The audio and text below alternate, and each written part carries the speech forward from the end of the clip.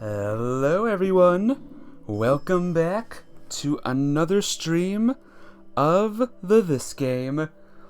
Today we're going to keep on going with case number 3, where Maya is the defendant again, and we're going to see who killed the big monk person, Rust in me. It's gonna be exciting and fun. And I ate a lot before this, so my energy level's down. But we're gonna keep on going, right? Can't really interact with anything. Except this right here, this being. Excuse me? It's her. Ah, it's you. Do you even know where you are? Barbed head. Of course I do. May I ask why you're here, Your Benevolence?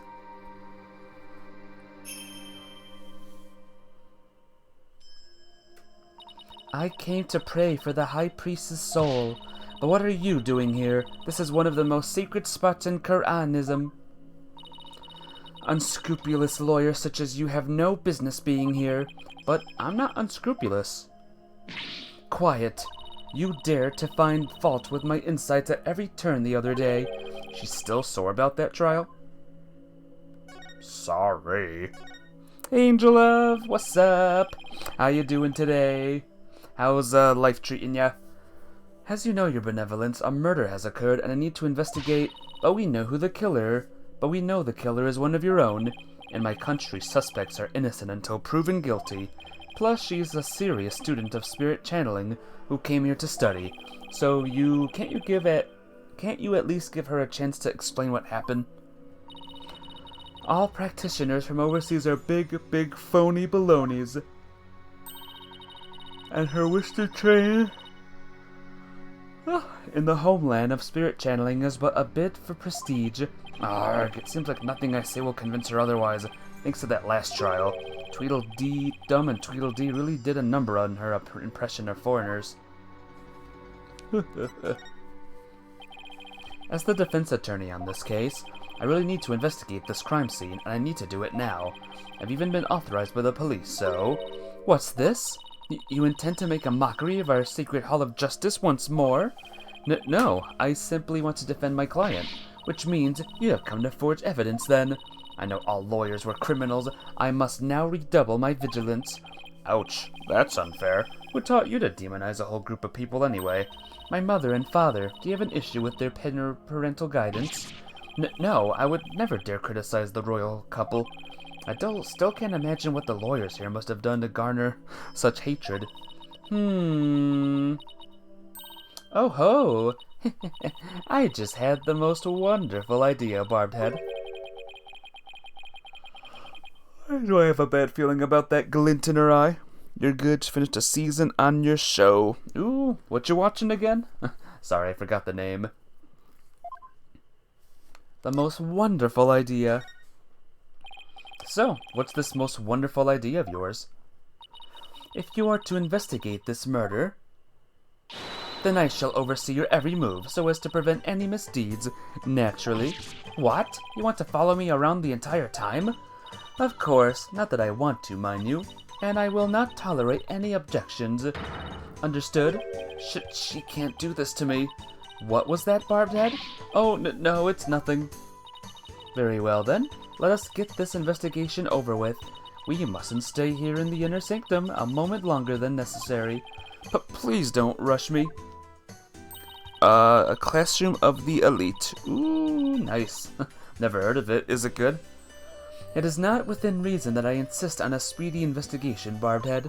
I am a direct descendant of the Holy Mother, you see, who guides the people of Qur'an.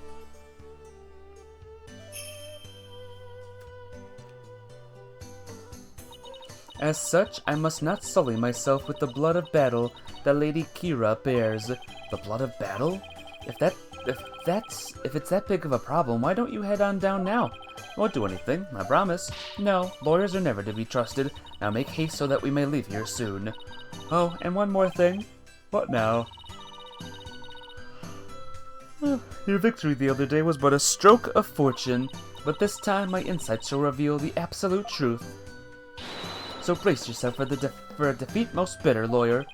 I will. Now I can get on with my investigation? Or can I? As long as you know where we stand. I'd better hurry up and poke around for clues before she changes her mind. Oh boy. There's more, but you can't find the next season? Oh no. One of those rough-to-find next seasons, eh? Could you tell me about this place, your benevolence? I have nothing to say to you, lawyer. Is that because you don't actually know much about it? Oh, man. I am the Crown Princess of Karatin. There's nothing I do not know. Nana. Whoa, where'd she come from? Hey, no cheating. Silence, Barbhead. Nana's knowledge is my knowledge. End of discussion. What is she? Your pocket internet? The spring is where Lady Kira came to cleanse her body of the blood of battle. And today's purification rite is a ceremony that traces its origins back to those days. Cleansing Lady Kira's robe in this sacred water lends one courage for the next battle. I see. Thank you for that excellent explanation. Commoners are normally barred from here, except for the Day of the Wright. Who normally controls the access to this place? The High Priest and his family are responsible for that. The High Priest and his family, huh? Tell me more. Could you tell me about the High Priest and his family? Abbot Inmi lived with his wife and his disciple, Acolyte Pure Zealot. A young man the couple took into their home upon finding him near our village kingdom's border. Speaking of his wife, isn't she the one who usually plays the role of Lady Kira? Yes, but as she is with child, the role was appointed to someone else. The killer no doubt offered to stand in, as she saw it as a chance to slay the High Priest. No, you have it backwards. He was the one who asked Maya to stand in. Then that braggart must have embellished her qualifications. I'm really not sure how she could. Besides, why did you stand in for the High Priest's wife then? Did I not tell you before? As a direct descendant of the Holy Mother, the role of Lady Kira is forbidden to me.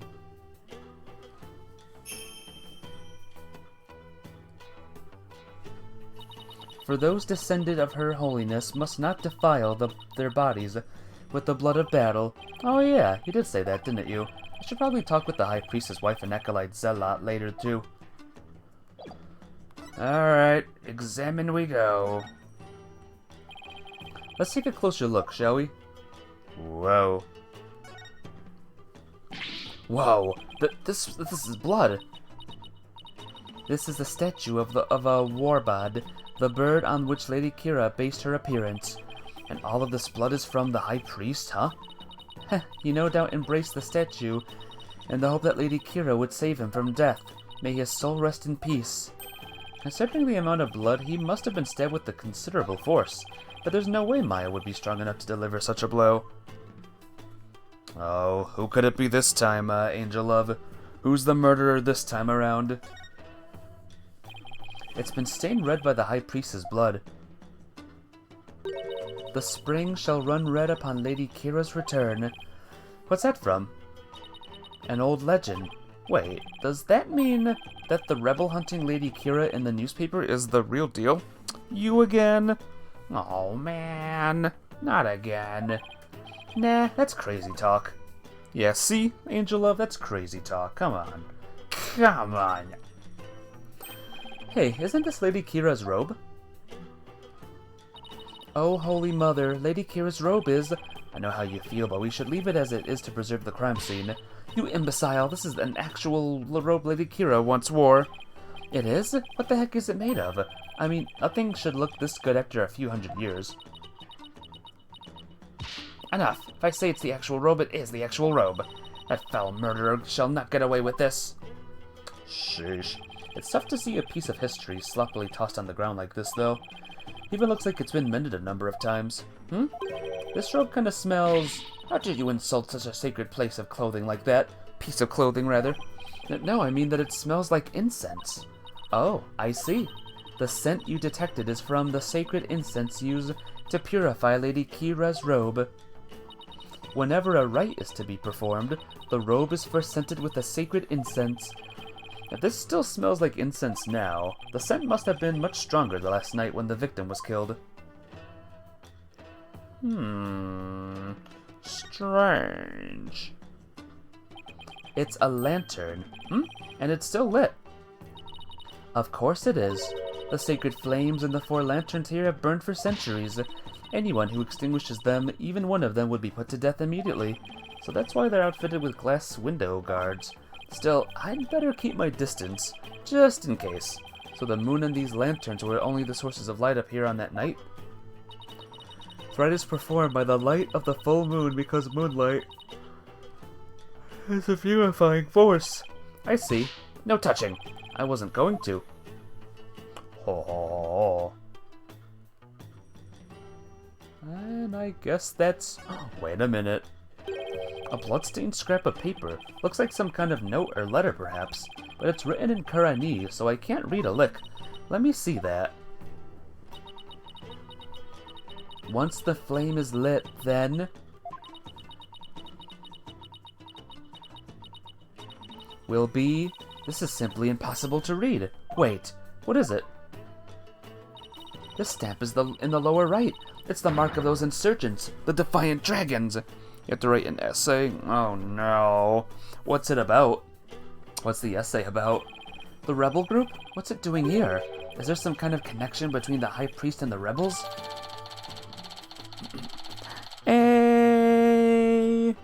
Oh no. I forgot. I actually tricked myself this time. Hey, Hellfire Skyrim, what's up? Give me a second, guys. Oh man, oh man, oh man, oh man,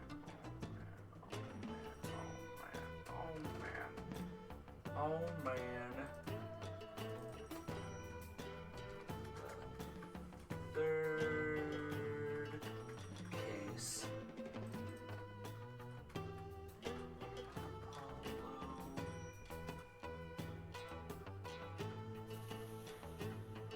Okay. This is bad, guys. I'm actually forgetting, to change the title and stuff. I'm kind of concerned now. But, hey, Hellfire Skyrim. Hello, Mafia Babe. What's up? Is that bat still around? This is the 3rd case now. Sorry. The bat has been slain. Well, not slain. The bat and her bunny sister are done now. We're in case 3, but how's everyone doing? What's up? Looks like that about does it for this area. That about does it. Talk. Let's go to the detention center real quick. Just to see what's going on here. Looks like Maya is still being questioned. I'll just have to come back later. Alright, well... Guess we gotta do some investigating. No. You just finished watching Hunchback of Notre Dame? Ooh, what'd you think of it? Was it good? Like fire, hellfire, this fire in my... What an amazing wall painting! So this is Lady Kira. You loved it? Wasn't it great?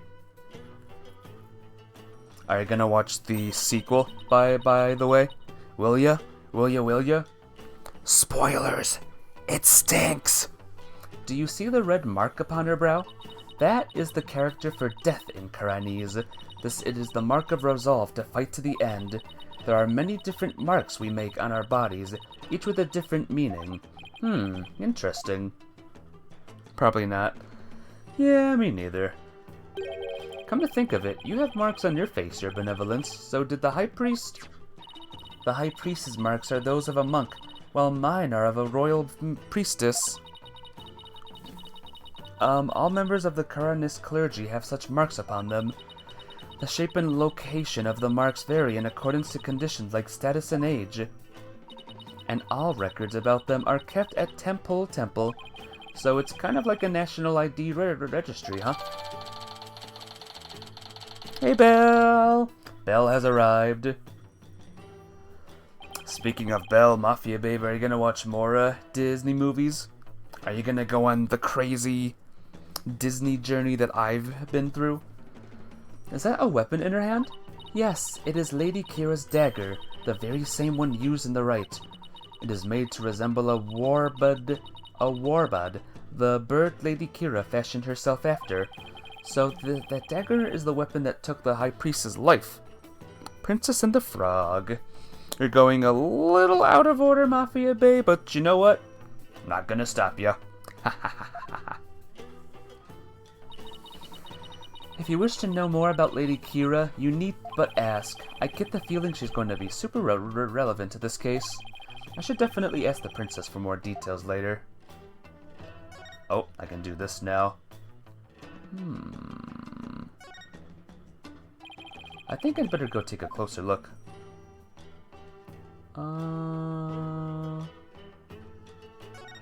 Whoops. Nothing particularly interesting here. No, wait, it's not Nevermind, but Nevermind Belle.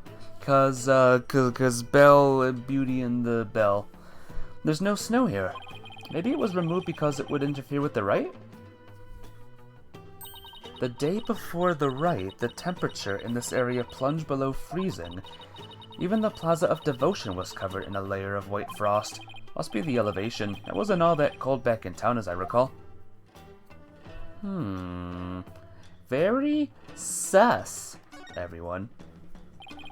Named after your dog? Ah, gotcha. So Belle is your doggy? You don't have time to watch all of them, so you're watching your favorite ones? I gotcha. This lantern is damaged. The wind guard is completely broken. Damaged? Was this your doing? No, I didn't even touch it. Then perhaps a falling rock struck it. I will request that it be repaired when we are finished here. Of course, I doubt you will live long enough to see it restored. I'll be back to take a look. You'll see. You'll see. Snow had obviously been cleared away here, and the lantern is broken. I left that camera I brought to take pictures of my trip. I should snap one of this area here just in case.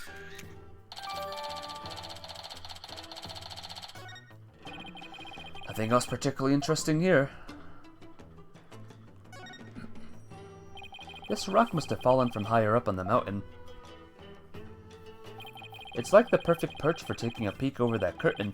Well, up I go. Wow, what an incredible view. It's almost boggles the mind. Get down from there this instant. Right, sorry. I'll be right down. Looks like the inner sanctum is just slightly higher up than the top of the mountain.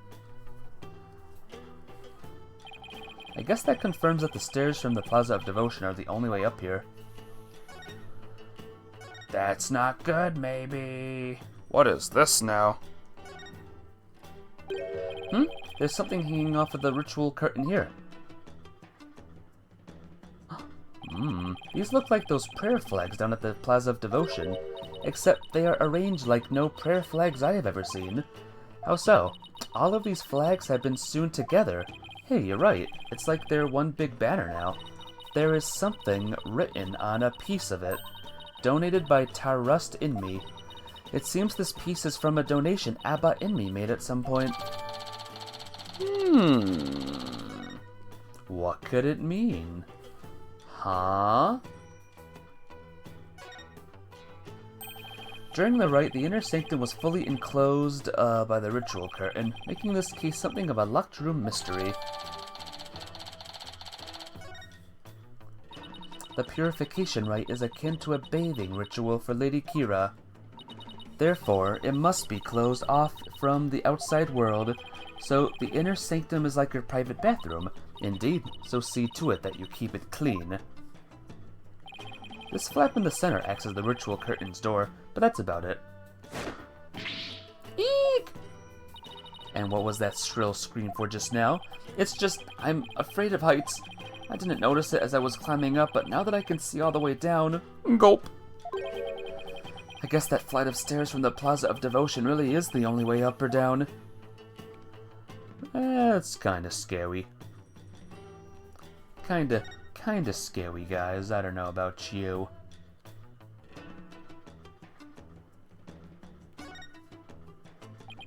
It's a statue of a burb. Guess I'll take a closer look at it. Wow. It's beautiful. Look, the bird's missing its eye. I feel sorry for the poor fella. Are you the one who took it? Of course not. This statue has been here for ages. I suppose some damage is to be expected. I shall ask my mother to have it repaired. No wonder there's no lawyers left. I'd leave too if I were always treated like this.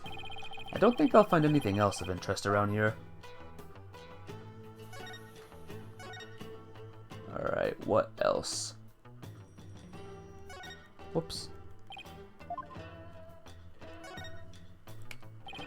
This mountain faces like a towering wall. There are characters carved into it, but I have no idea what they mean. There is a prison at the apex of this mountain. A prison? Way up here? It is said that Lady Kira laid those she defeated to rest atop this mountain, so that their souls would not spawn evil spirits. I'm feeling queasy just thinking about being all the way up there, and the fact that it's a prison just makes it worse. Yeah, that would stink, huh? Would you want to be in prison all the way up here, guys? I know I wouldn't. I guess that's it, by the way. Maybe I'll give what's-her-name some things now. Adama, for your thoughts? No thank you. No thank you. Get that thing away from me. Alright, I'll just put it away then. Who told you to put it away? How am I supposed to inspect it if you do that? Keep it out, put it away. I wish she'd make up her mind. Whoops.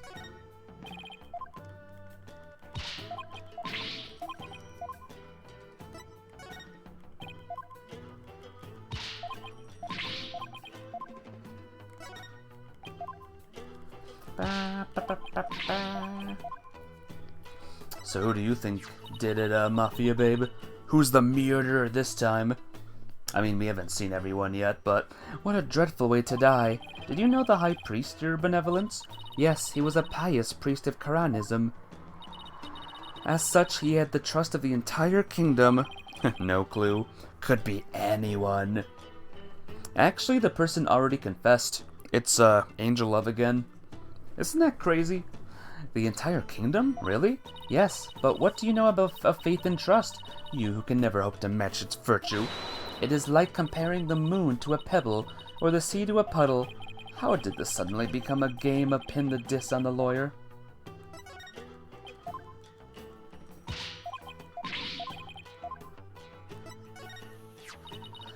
This is a book from your island, is it not? Yes, it's a guidebook about Karatin that was written by people back home. Oh, so there are people in your land who know of our fair kingdom, and I imagine it must say something about me in there, correct? Actually, yes, it says the dance of devotion is performed by an adorable little princess. How dare they write of me as though I were a child? Hey, I'm just reading what it says, though she does seem secretly pleased. Ha ha ha ha ha ha. So could you tell me more about this Lady Kira? As an outsider, I suppose your ignorance is all but unavoidable. Whatever happened to you need but ask. Naina.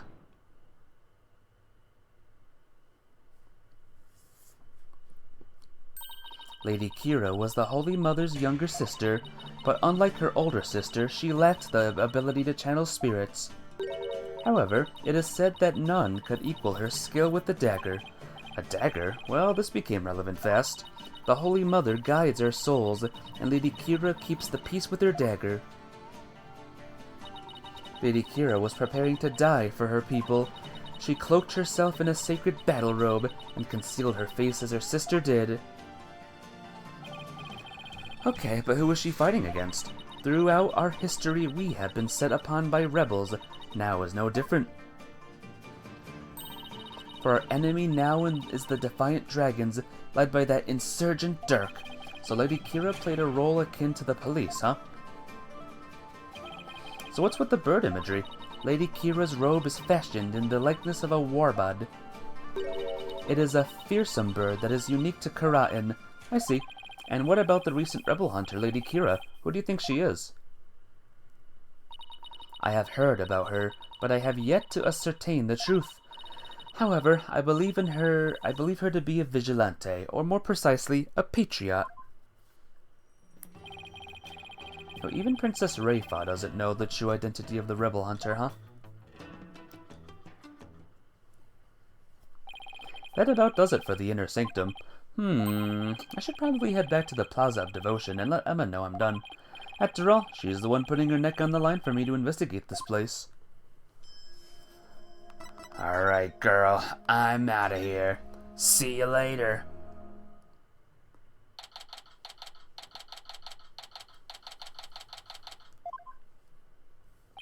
Wow, they're still praying. The religious devotion of our people is the pride of our kingdom. Come what may, they will continue to pray upon until tomorrow afternoon. Well, I will say this level of devotion is certainly to be respected. Now to find Emma. Whoa, you there, wait. I want to ask you something. Okay. Do you know me, and do I know you? Well, I'm Phoenix Wright. I'm a lawyer. No. I want to know if you know who I am. Huh? How should I know? I've never even seen you before. This guy's acting really strange. Wonder if he has amnesia or something. I should talk to him a little more, just in case he's connected to this case somehow. Who the heck is this guy, guys? Are you having trouble remembering who you are? I'm sorry if I offended you.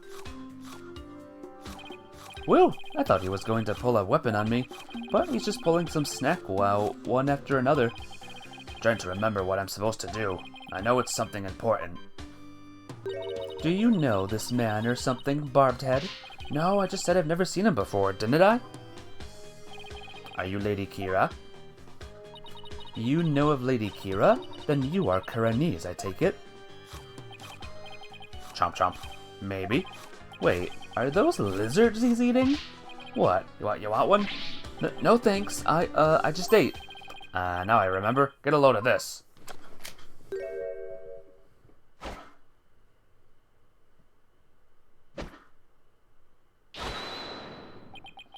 Well?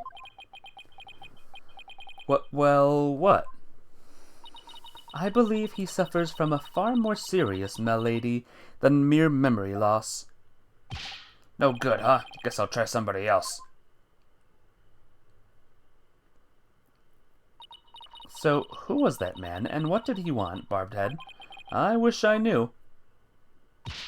Hey, Mr. Wright! What now? What's wrong? I didn't surprise you that badly, did I? Oh no, it's nothing. Actually, I've been looking for you. I wanted to tell you I investigated the crime scene. Hope it wasn't too much trouble getting my investigation of the Inner Sanctum approved. Oh, it was fine. Prosecutor said Mahdi gave his okay straight away. He seems like a rather fair-minded prosecutor. He said that you would probably give up once you saw the crime scene for yourself, and that moving on before the trial began would be the smart thing to do. He must be feeling really confident about his case. Well, just so you know, I have no intention of giving up. I figured. That's why I prepared a little gift for you. I thought it might help you in your investigation. Here, it's all yours. I wanted to bring you a bunch of other forensics tools, but they were confiscated at the airport. Luminal testing fluid. This actually might come in handy. Also, I made a copy of the crime scene photo for you. Thanks, all of this will definitely come in handy. So this is what the High Priest's body looked like after the murder. I'll keep this along with the picture I took at the crime scene. Oh yeah! They're done questioning Maya. Really? I should go pay her a visit then. Poor Maya, she must be feeling pretty lonely. I should let her know that I'll be defending her too. Oh shoot, look at the time, I've got to get going. You sure seem busy. That's because His Imperial Holiness is a real slave driver. His Imperial Holiness? Prosecutor Saad Mahdi. He's like the world's hardest riddle, wrapped in a flowy sash. I keep wondering if it's just a clean of culture type of thing, you know? Like, he'll ask the most insane thing of me without batting a single long eyelash of his. This prosecutor said Marty sounds like he used to holding some serious clout. Arrgh, why do I have such bad luck with prosecutors? First it was the glamorous fop, and now that I'm finally rid of that grating, bling-loving Europhile, I get this guy. Oh no, now I'm really going to be late. They'll probably make me listen to one of those really long sutras again. I'll see you later. He makes her listen to sutras? Sounds like Emma's got it pretty rough too. She does not appreciate Prosecutor Sadmari's sutras? What ingratitude. It appears that she too is lacking in religious devotion. I don't think that's what the problem is here. Besides, Emma's not even a Quranist. Do I have the luminals? Let me move back here real quick, just to see. Alright, nothing new, so... Detention center!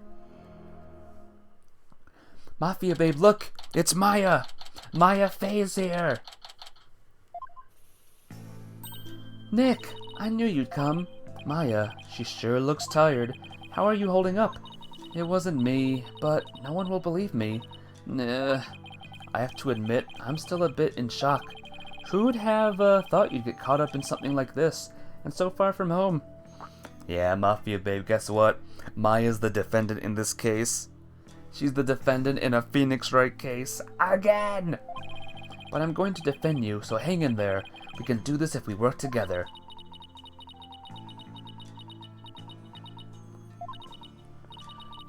This is all my fault. I mean, you came to Karatin just to visit me. We haven't seen each other in ages, and then this happens. I haven't seen her this down in ages either. Come on, remember who you're talking to.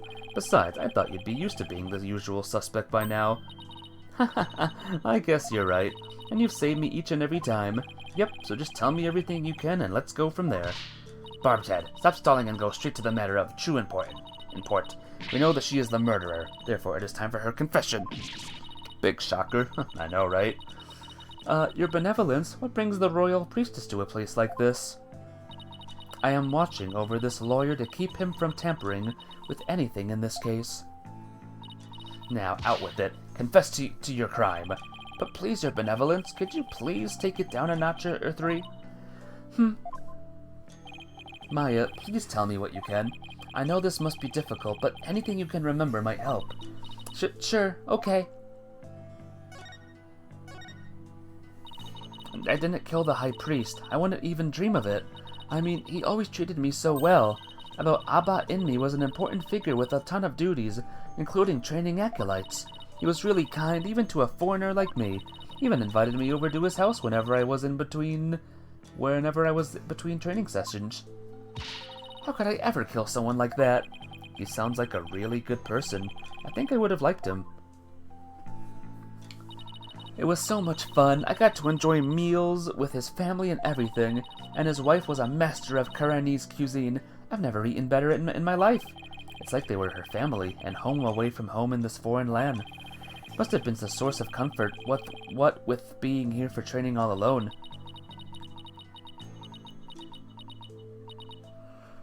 But what? I can't completely deny the charge either. Huh? As I suspected, the snake has shown her true colors at last. Your benevolence, please, I'm trying to figure out what really happened here. So what do you mean you can't completely deny the charges? Well, during the purification rite, I suddenly got really sleepy. The next thing I knew, Abba Inmi was, you know. You suddenly got sleepy? So then you didn't actually see the high priest get murdered? No, I didn't, but if I was possessed by some crazy spirit while I was asleep, then... What an excuse. How dare you pin your crime on another person's soul? Be honest, what you call training is but an extended vacation in reality, and that training here is simply for prestige. No, it's not like that at all. Training. I'm training to become the master of the Karain channeling technique. A neophyte practitioner such as you became a channeling master? I think not. The spiritual power required is beyond the means of an outsider like you. Rafa seems to really hate fakers, but Maya does actually have the power to channel spirits. I should let Rafa know.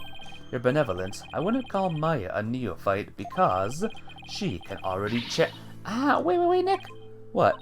Can I talk to you for a second? Why is she whispering all of a sudden? Want to keep my spirit channeling ability a secret while I'm here, Nick. What? Why? I'll, explain later. Just keep it a secret for now, okay? If you say so. What's that all about? What is that? What is all that whispering about over there? Oh, it's nothing really. I'll have to ask about this later with when Princess Rayfa's not around. Oh, I almost forgot. Nick? Yes? About Abba Inmi's murder, there was something I noticed that I thought was strange. Oh? Well? So, what was it you noticed? Well, you probably won't believe me, but why don't you let me be the judge of that? Okay, so you know that spring? The spring? You mean the pool in front of the Warbud statue? Yes, that. The water in there was dark red. And when I say dark red, I mean blood red. Oh, that. Yeah, I saw it too. You did? Yeah, the High Priest's blood turned it red. What? No, that's not what I meant. The spring was red before he was killed. What? Wait, so it was already red? Even before the High Priest was killed? Yeah, I noticed it during the purification rite, just before I passed out. It's just like the ancient legend says. What ancient legend? Explosivo? Is there Explosivo in this game? How you doing, Captain Chips? What's up? The spring shall run red upon Lady Kira's return. That's how it goes, anyway. Hold on. Yes, there is a legend about the inner sanctum that says just that, but the water runs red this time thanks to the murder. The police investigation confirmed it. You're fine. You didn't miss too much. Just investigating and talking to Maya. Perhaps your eyes were deceived by the lantern's light reflecting off of the water. I don't think that was it, though. An ancient legend, huh? I wonder if it's connected to this murder somehow.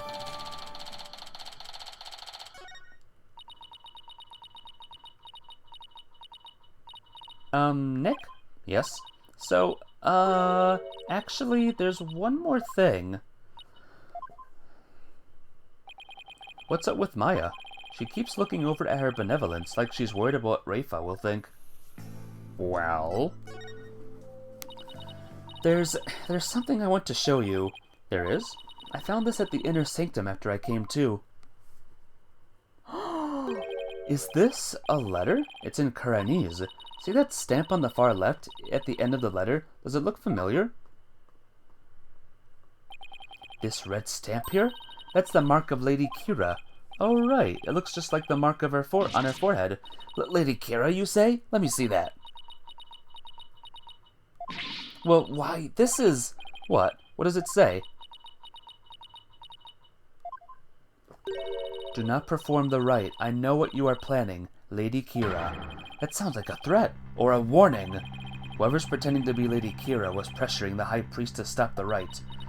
Yeah, that's what it looks like to me too. Nick, do you think... Wait. First, there's that ancient legend. Bye, Belle. I'll see you tomorrow, alright? See ya tomorrows. Have a good night. The spring shall run red upon Lady Kira's return. Now there's also Lady Kira's warning. Plus with the Warbud dagger being eyed as the murder weapon. Don't tell me. That's why she has to be the real deal. It gives me chills just thinking about it. I bet Lady Kira's spirit possessed the sacred robe or something. Don't tell me. You actually believe that the real Lady Kira returned to kill the High Priest? Don't be silly, Nick. Huh? Historical figures don't come back to life. I mean, give me a break. But, you were saying only yesterday how it was more fun to believe that she's the real deal. Yeah, yesterday. Wish I could keep on entertaining that fantasy too. But the fact is, we're dealing with a murder here. Thus, my days of dreaming have come to an end. I'm going to keep it real from now on, and you should too, Nick. I thought you said it was boring. I was the boring one because I was keeping it real. Sorry, I guess I've outgrown that stepladder argument we always have. I think you mean ladder, Maya. Ho ho ho ho. It never ends, does it? So, what do you mean by keeping it real? Oh, so you know how someone is dressing up like Lady Kira and capturing rebels, right? Oh, you mean the rebel hunter Lady Kira in the papers? Yeah, that one. I think that's who probably sent this warning. What nonsense is this? You dare to suggest that Abbot in me was slain by Lady Kira? You nincompoop! Eek! The rebel hunter is sure to be a vigilante who loves this kingdom, and it is that patriotism that led them to cloak their identity in the guise of Lady Kira. Hey, Stars over Hyrule! What's up? How you doing today? Such a patriot who would never slay the High Priest. I guess it's only natural for Princess Raifa to see it that way, but I can't let it go at that.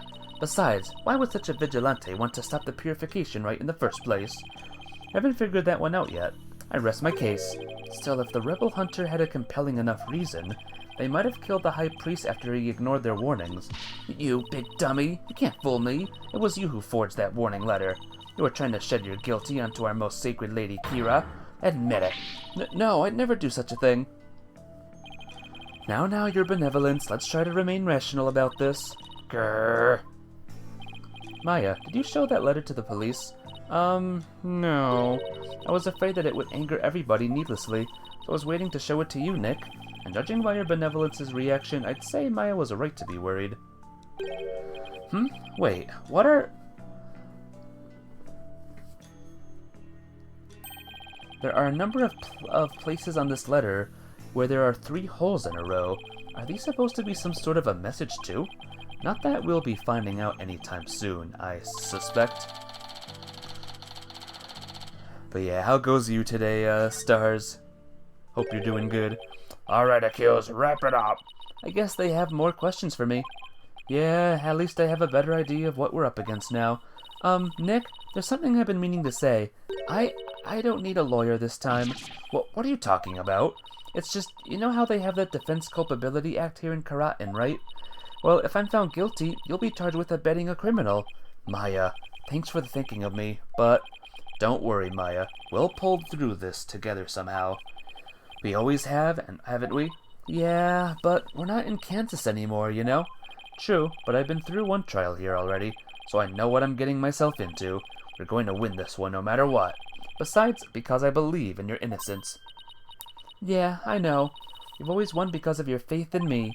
That's right. So it's all aboard the Phoenix Freedom Express. I'm well, thanks.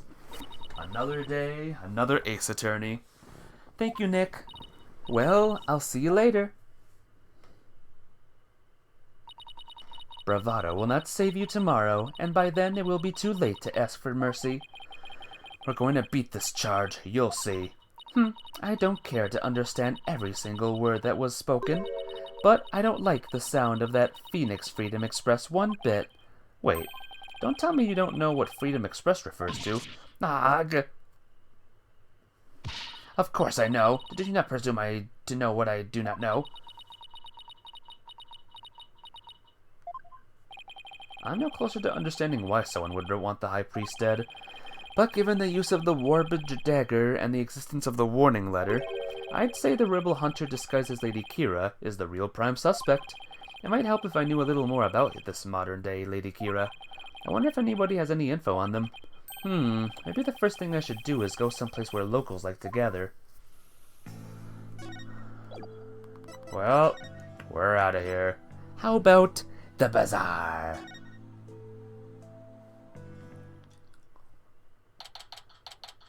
Look who's in the background, guys. It's Mr. Ox Cow thing. I guess the bazaar is as good a place to start as any. Now who should I? I see. So that is what a Freedom Express is. Consulting her pocket internet again, I see. Mr. Wright! That sounds like Albie! Is Miss Maya okay? I believe her, Mr. Wright. I know she didn't do it. Do you now, boy? Palunka, or Polkunka, your benevolence. That's bizarre. This bazaar is bizarre. You mustn't trust in lawyers, you. Are you not the accused from the last trial? Oh, what's wrong, Albie? Your benevolence speaks with the, You may speak in the vernacular, little monk. Now, what is your name? Yes, your benevolence. I'll be your guide, your benevolence. Know this, Albie, your soul is only as clean or filthy as the company you keep. I wish you'd stop insinuating that all lawyers are trash. But please forgive me, your benevolence, but Mr. Wright is a very trustworthy man, and I trust him as a lawyer. What's this? I'm sorry, forgive my insolence. If a common boy such as he can place his trust in lawyers, it can only be because of my failure as the Hall of Justice the other day. Oh, Mr. Wright, her benevolence has sunk into the ground. She must really feel responsible for what happened in court that day. Let's give her some breathing room for now. I'm sure she'll be back on her feet in no time. In the meantime, do you mind if I ask you some questions? Of course not. I'm always glad to help. Alright, kid. Tell me everything. Was it you?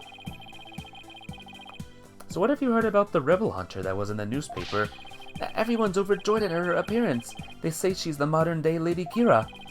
So they're treating this rebel hunter like a mysterious protector of the people, huh? People have been on edge recently, what with that jailbreak and stuff. I sure hope they can catch that escaped prisoner soon. Escaped prisoner? Yes, he was one of the victorious, vicious rebels that Lady Kira has captured. So there's a hardened criminal on the loose. That is bad news. Puppy, I know. His name is Shadow, by the way.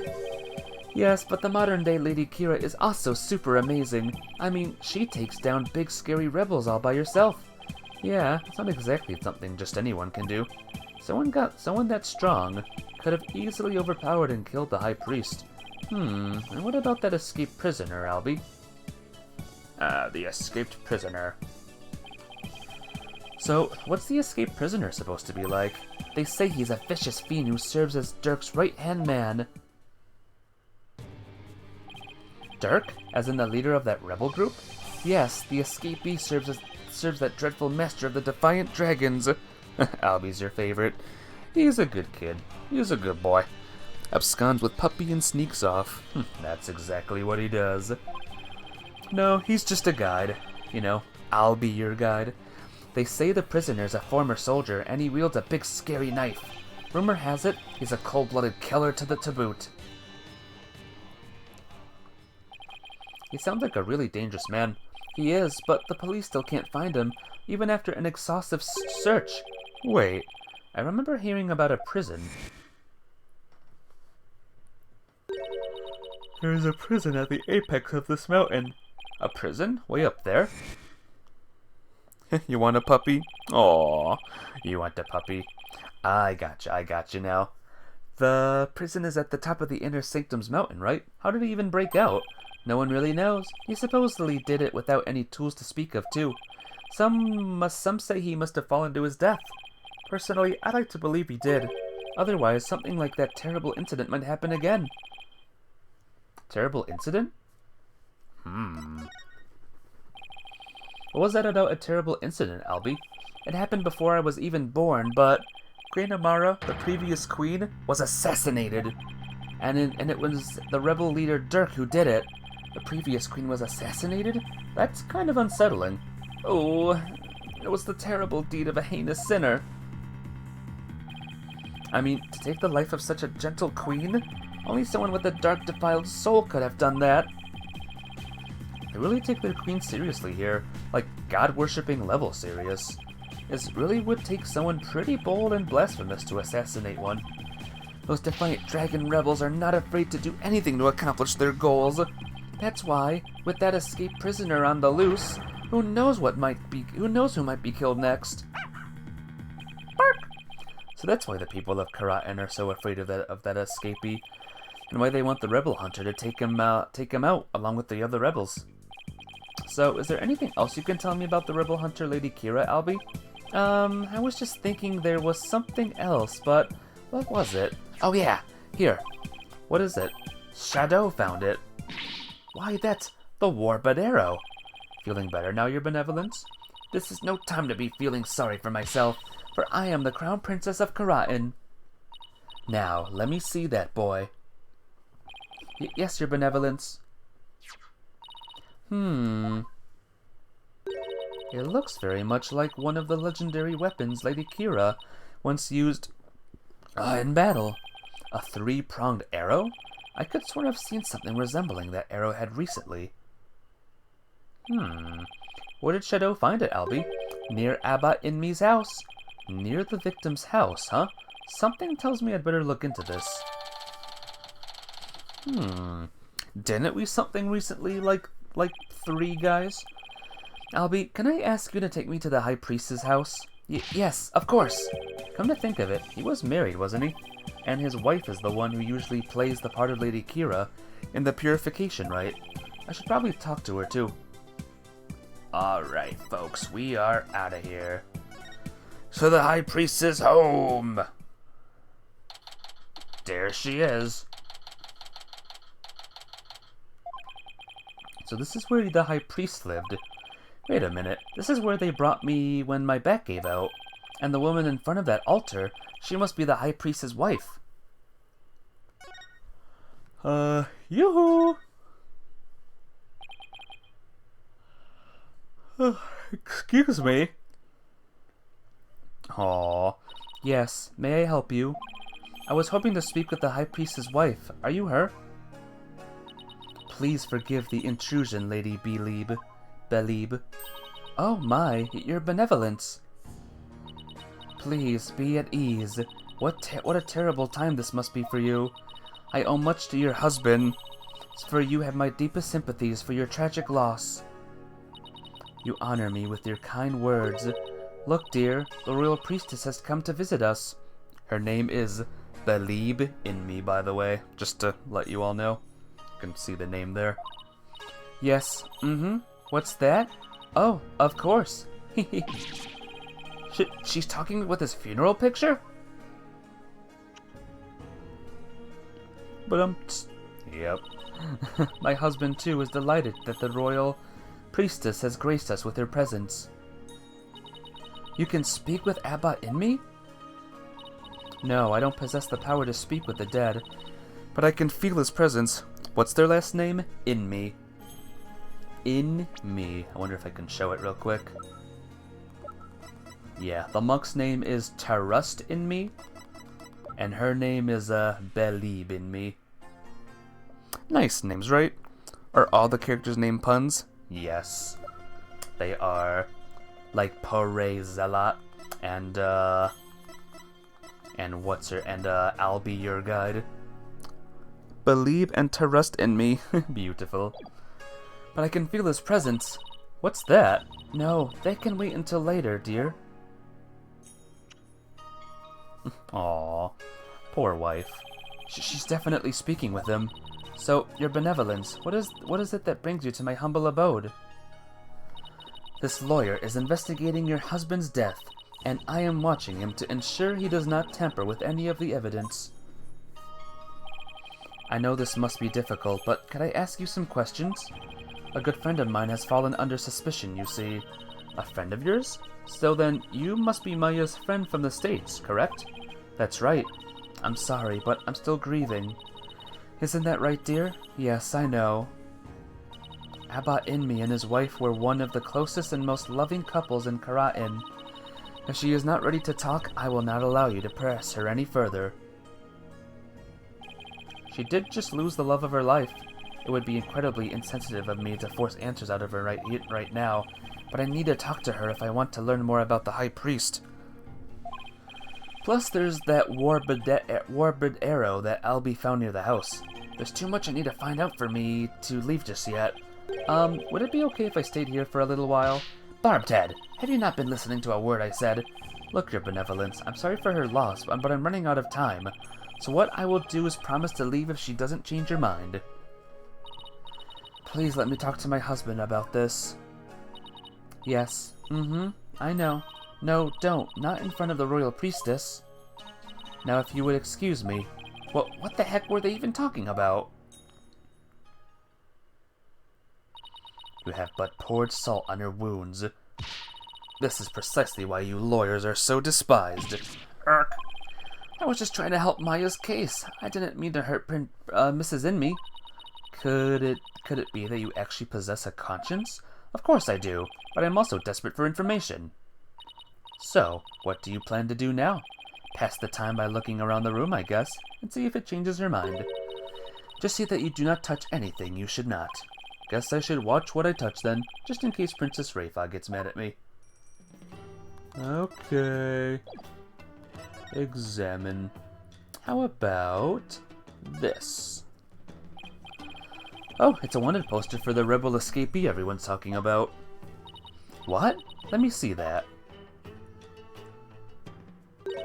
That's a rebel, senior member of insurgent leadership and former paratrooper of a foreign land, wanted for crimes against the kingdom, considered armed and dangerous. So he's ex-military, huh? His appearance alone exudes menace. He must be captured at once. Daz a Benham? No, Daz a rebel. You silly. Oh, Daz a bad name. I gotcha, Daz a bad name. Is something wrong? The bounty is 3 million damas, money that comes out of the people's tax payments. I shall have it lowered to about 1 million damas. You seem unexpectedly concerned with the people's welfare. Unexpectedly? How rude. Nana has always taught me that kingdoms that do not value their people come to ruin. As crown princess, it is only natural that I care for my people. How about sending them some of that kindness this way? Well, I suppose I could. If you quit being a lawyer and pay taxes to our kingdom, that is. Oh well, it was worth a shot. It's a game. The game looks kind of like checkers or chess. You mean to say you have never heard of Kachu Demal? Kachu Demal? I have heard people describe it as Karanese chess. So 2 players take turns moving their pieces in a bid to capture the other's king? Not quite.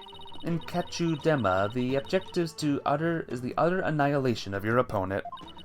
Furthermore, each piece has a special move that can only be used once per game. Special moves? Sounds like a game right up Maya's alley. There's a Steel Samurai patch on this bag. Guess the bag must be Maya's. She probably left it here while she was performing that rite. Steel Samurai. Is this a piece of art of some sort? What a beautiful orb. Is something the matter? Barbtad, take 1 step back. Okay, done. Did you spot something?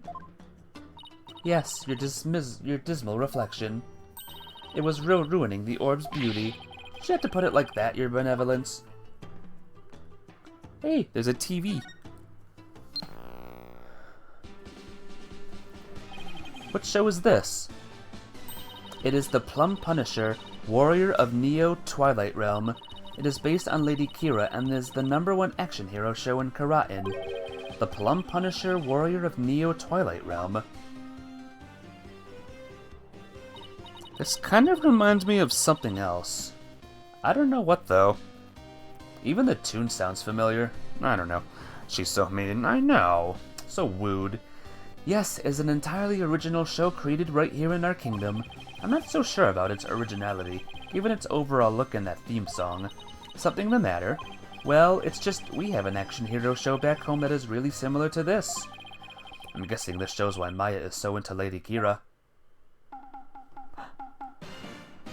Honestly, the theme song is exactly the same as the one from Maya's favorite show. The Steel Samurai, warrior of Neo Old Tokyo. It's a popular action hero series filmed right in LA. Set in the city known as Neo Old Tokyo, it pits the Steel Samurai in mortal combat against his nemesis, the Evil Magistrate. Maya's collected DVDs and merchandise from that series as long as I've known her. The Plum Punisher seems awfully similar to the Steel Samurai. The Plum Punisher originated here, in Karatin. Is that clear, Barbed Head? Yes, your benevolence. Note to self, never suggest that again. Well, good info. Now we know. This looks like a wastebasket. Hey, there's an envelope sticking out. There are 3 holes in a row near the top. Now, where have I seen holes like this before? Scrounging around in other people's garbage like some stray dog. You are a pitiful creature indeed. What does it say here? Say what you will, but I've got a job to do. It says, to the High Priest. You cannot even read? You are even more pitiful than I had thought. But thanks, and I will keep your words of wisdom in mind, your benevolence. Guess I should have studied some Koreanese before I came here. So the envelope was addressed to the High Priest, huh? This is going to result the return of the guy from the first game. Which guy? And, which first game, by the way? Will Powers, do you mean? Spoilers? No, he's done. Sadly, he is no more. He's alive, but he's no more in this series. Still, there's something about it. I'd better hang on to it. New Old Tokyo. Yep, New Neo Old Tokyo.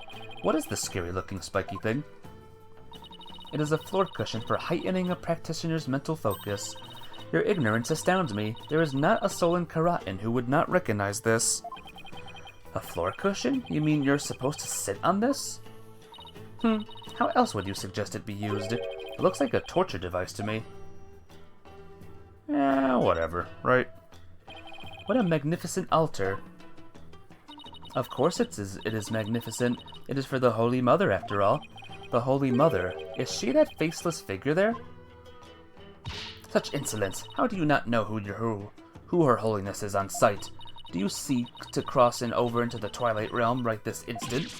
Sorry, it won't happen again. This is why lawyers are so despised. Now listen well. Depicting Her Holiness's face is the greatest taboo in all of Quranism. There are none alive today who know what her face really looks like. And that includes the members of the royal family. Wow, now there's an unusual custom. It's gotta be one heck of a secret if even the royal family can't know what she looks like. Alright. What about these pictures? Isn't that the Justice Minister I met? But who was the woman in the picture next to him? She looks really important. Could she be the Queen of Karatin? Yeah, maybe. A poster of the mountains. Oh, the Inner Sanctum's mountain is featured against those other towering peaks. The beautiful mountains are known as the Roof of Karatin. Ah, and I see they have even included the Mount Pawnee in that poster. Mount Pawnee? Is that the smaller peak to the left? Known as the Little Sanctum, it's just west of the Inner Sanctum. It is not known, is it not also beautiful? But I suppose a lawyer with a defiled soul such as you could not perceive such beauty. No, that's not true. I think it's absolutely stunning.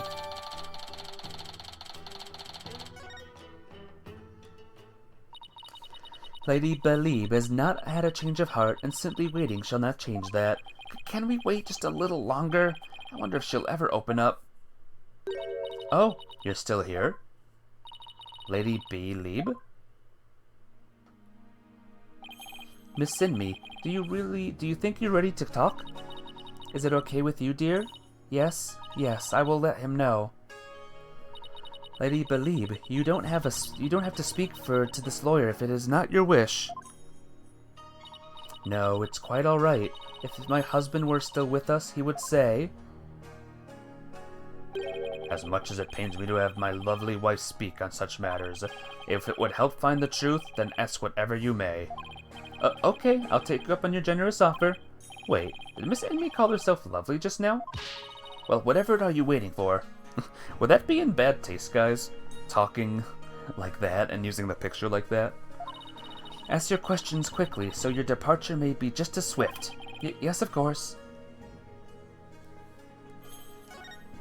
I mean, whatever, right? Do you have any idea why your husband might have been killed? Was he acting different or doing anything out of the ordinary lately? No, I don't recall anything of the sort. Arg, this really is difficult. Did anybody have a grudge against him?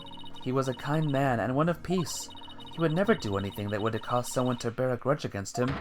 Oh! Oh, God. Oh, God. But these are psyche locks. This means Mrs. Inme is trying to hide something from me. This is the Magatama Maya gave me all those years ago, and it has a really amazing power. It reacts when someone is hiding something, and allows me to see the psyche locks that are holding that person's mind shut. Whenever I see any, I only have to present my Magatama to try and unlock them. Unlocking them all usually allows me to coax the truth out of someone. In fairness, she's in shock and stressed to high hell. Yeah, probably. Alright, we'll let it go this time. Okay, give me a second, guys.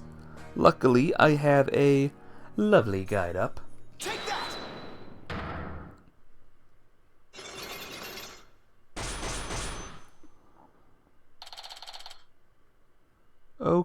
Okay. Here we go. The High Priest. Psyche locks. They appeared when I asked her whether anyone held a grudge against her husband. That must mean that Mrs. Inme thought of someone who just might have such a grudge. Let's just stir the pot a little and see what happens. Mrs. Inme, I have an idea about who your husband's real killer might be. That would be Maya, would it not? No, of course not. It has to be someone with a motive to kill him. This is who I believe had a reason to kill your husband. Let me see. Okay. It's Lady Kira! Luckily I have a guide up. Take that! I present the guide. It was the rebel hunter disguised as Lady Kira. Everyone's talking about her. Oh. I know not of what you speak. Really? Because she even made the front page recently. I am but a humble servant of Lady Kira. What reason would she have to kill someone someone as insignificant as I? Actually, I have something that just might show why Lady Kira would kill Abba in me. Okay, would that be in bad taste now? Lady Kira's warning. Take that! This is a letter of warning from Lady Kira. Maya found it. It was in the inner sanctum, and only Maya and your husband were there at the time. Ag!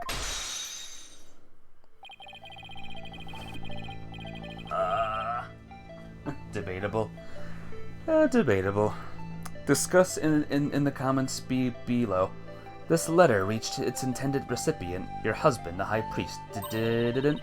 And how do you know Maya wasn't lying to you? Because I've never seen that letter before, and I doubt my husband ever did either. Sorry, but I have evidence that proves that this warning was meant for your husband. It's the envelope. Take that! What's that? It's an envelope addressed to the High Priest. The warning letter was delivered to your husband inside this, wasn't it? Ah!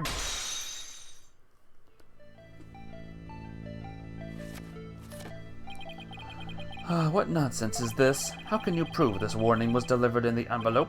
There's gotta be some way to prove it. Wait a second. Don't the envelope and the warning letter have something in common? I think there just might be something in that links the envelope to the warning letter. There is? Yes, and the proof is right here on this warning letter. The spot on the warning letter proves that it was delivered in that envelope. It's one of these little holes.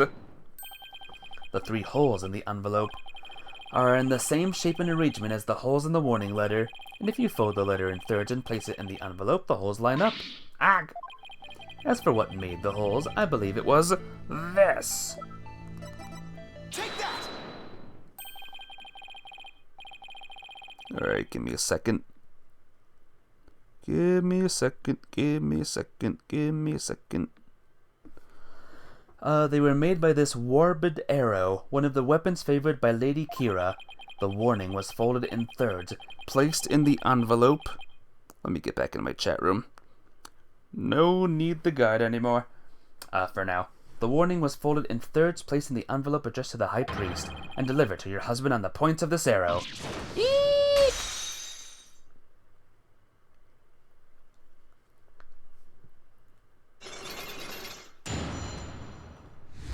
Yay! We did it! Are you ready to tell me the truth now?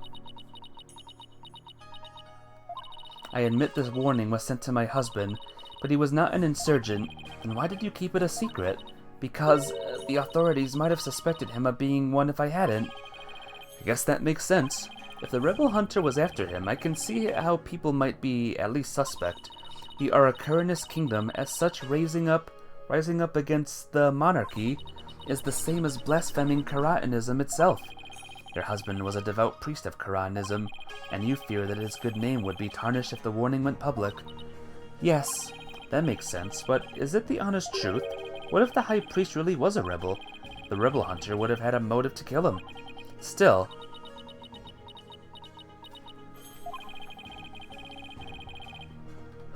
this just doesn't feel like the right time to ask her about it. The warning. Bill is back. Compliment game. I like the picture of Terrace that she's holding. It's very nice and very cool. Very nice and cool. And that's my compliment of the game. Woo! I hope you like that. Could you tell me a little more about the warning? It arrived about 3 days before the purification rite. When we woke that morning, it was already there by the side of our bed. It was by the side of your bed? Yes, we had the whole house locked up tight. And yet so-and-so managed to slip in. Oh, it was so frightening, wasn't it, dear? But you didn't contact the police? Because you didn't want them to suspect your husband of being a rebel. That's right. If only we had told the police, maybe Terrace would still be alive today. Oh, lovely wife. No need to fret, my dear. My only regret is that I left you all alone. Barbed-Head, that is quite enough. Yes, you're probably right. Miss Sinmi, I'm sorry to have bothered you at such a difficult time. Nice. Don't be silly. I'm happy if I have helped. Your benevolence, may you swiftly shine light upon the truth. Barbed-Head, you seem bent on casting suspicion upon Lady Kira. And by doing so, you seek to deflect the blame from the real killer, Maya Fey. That is the only logical conclusion. Dirk! I'm in no position to disprove her at this point. If only I could find something to support my theory that the High Priest was a rebel. The only other person who might know more about Abba Inmi would be Maya. They might be done questioning her by now. Maybe I'll stop by the detention center. Oh, hi. My mother has said what? It seems I must go. Did something happen? Yes, my mother has decreed that a rite shall be held for the High Priest's passing, and that she shall conduct the prayer of lament therein. Her Eminence has so decreed, has she? Oh, but she should not concern herself with a humble priest like my husband. No, it is only natural, considering his meritorious service. The rite will be held at the palace. You are to accompany me there at once, Lady Belib. Thank you, your benevolence. My husband is most delighted too. How wonderful for you, Mrs. Inmi. A direct decree from the Queen. That must be quite an honor. Barbed-Head, you are coming as well. Huh? But I don't have much time left to investigate. As the one charged with monitoring you, you must remain within my sight at all times. Besides, it will take but a moment. Now come along. Arguing the point will probably just make things worse for me. I better let her have her way this time.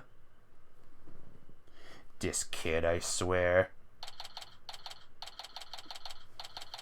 Looks like we're seeing the Queen, guys.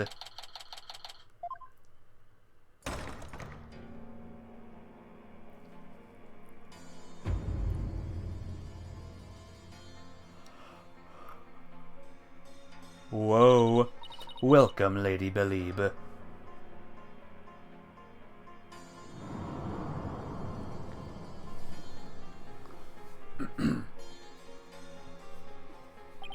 So this is the Queen of Karatin? What is wrong with you, Barbed-Head? Show some respect. Huh? Oh, should I bow? Or prostrate myself? No, it is quite all right. Stay as you are. Mother, Your Eminence, I would like to give thanks to you. Your Honor, both me and my husband. His exemplary service deserves to be honored. Oh, but what a terrible trying time this must be for you, Lady Belib. May my prayer comfort your soul, and that of your dearly departed husband. Nothing would please me more. Oh, Your Eminence, your words are wasted on my humble husband and I. Sniffle. Now that's what I call a commanding presence. So, you are the lawyer of whom my daughter speaks. Yes, Your Eminence, I am so very honored to make your noble acquaintanceship. I'm humbled to bask in your resplendence. Did I overdo it? I have no idea how to talk to a queen. Oh, may the Holy Mother blessings be upon you. Now then, Lady Belib, let us go to the Chamber of Prayer. Rayfa, you are to accompany us too. Yes, Mother. Wow, the Queen is seriously something else.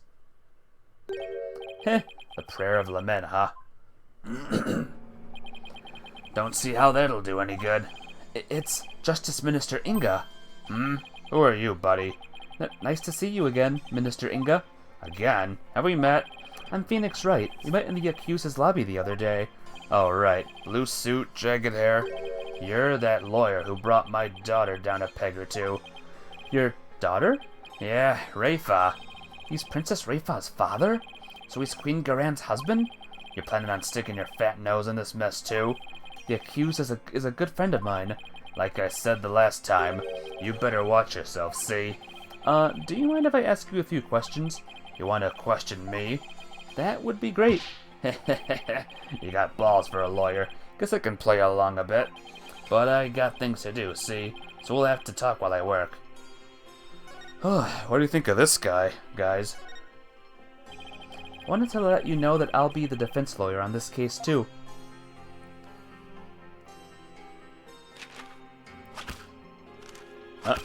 Well, don't say I didn't warn you. You only won last time because that idiotic prosecutor filed false charges. He's a prick? Yeah, he kind of looks like a prick, huh?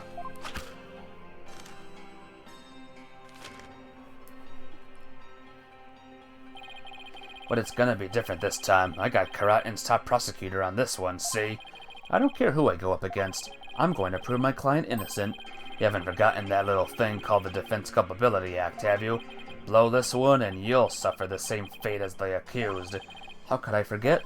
Heh, you lawyers are all the same. You strut your stuff till the DC Act comes down hard. Then you start begging and pleading for your lives. It's really hard to watch, I tell you. But well, I don't plan on letting it come to that. Were you the one who wrote the Defense Culpability Act? Heh, maybe I did, maybe I didn't. What's it to you? Either way, just Justice Minister, I'm gonna enforce the thing. It started as a way to counter the dirty tricks of your trade like falsified evidence. But it turned out to be quite handy. Efficient, even. Handy? Efficient? Yeah, made my job real easy. Any goons who cross me or the Garan administration are gonna get just what they deserve, especially those rebel scum. You can get away with that here? Better watch your mouth, lawyer. I enforce the law in Karatin, see? And being that I'm the queen's husband, that makes me king. No, I'm pretty sure the queen is the boss around here. Go on, say what you're thinking so I can charge you with less majesty. I can't get myself arrested now.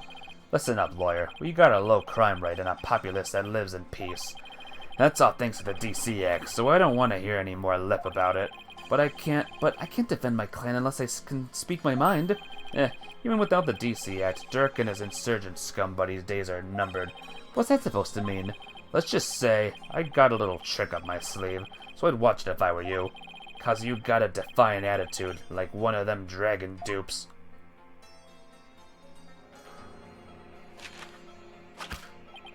Say, White, you know what these are? No, what? Orders of execution. They really pile up if I start slacking off. What?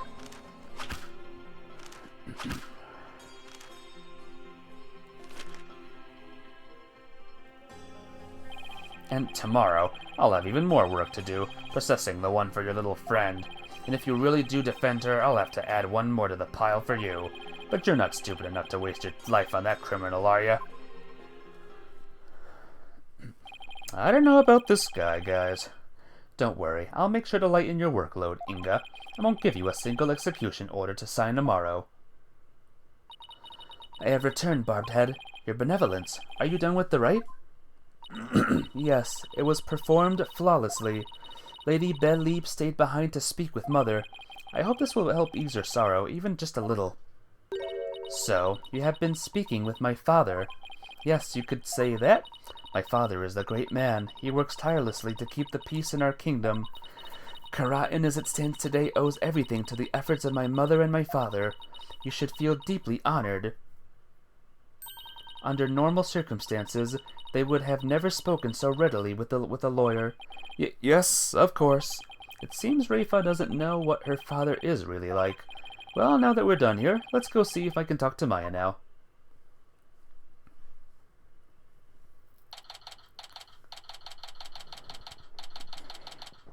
May 10. Hey, it's almost May 10 in real life, guys. Wow. Oh, it's you, Nick. What is today, guys? Isn't it May, like, 7th or something? So almost. Maya, are you okay? The questioning wasn't too harsh, was it? No, I'm alright. How about you? Make any progress? Well, I haven't found any conclusive evidence that could prove your innocence. But I have a small lead. Really? But for right now, I'd like to ask you about the High Priest. Sure, ask away. By the way, what's the princess doing with you still, Nick? Doesn't she have anything better to do? Doesn't seem like it. I heard that.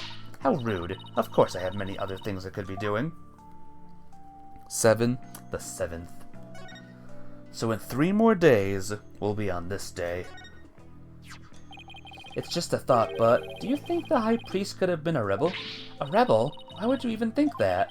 Because if he was, then the rebel hunter Lady Kira would have had a motive, motive to kill him. What? Uh-oh, Princess Rafa overheard me. What idiocy is this? About in me a rebel? It is beyond the pale. My mother had offered the prayer of lament to his soul. That is the sort of person he was. Alright, I was just raising, the possibility. I will not listen to such tomfoolery. She stormed out. Oh well, nothing we can do about that. Do you recall the High Priestess doing anything suspicious? Come to think of it, he seemed unusually restless during the rite. He kept glancing up at the sky. Though I have no idea why. He was restless and kept looking up at the sky? That doesn't really tell us much, does it? Anything else come to mind? Sorry, that's about it. Guess this is all I'm going to learn about the High Priest right now. Oh, but there is one thing I should follow up on. I want to keep my spirit channeling ability a secret while I'm here, Nick. What? Why? I'll, explain later. With Princess Rafa gone, this might be my only chance. Maya, about what you said earlier, why can't you tell anyone you're able to channel spirits? Oh, that. You know how all the queens are also spirit mediums here? I heard. It was kind of a shock at first, though. In Quranism, spirit channeling is a secret art that can only be performed by the queen. No one else is supposed to be able to do it. I see. So spirit channeling is a symbol of power or authority, then, in that sense.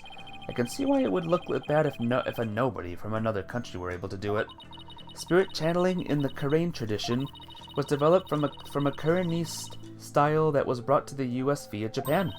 But it seems like my clan's spiritual power is greater than that of the average Kuranese.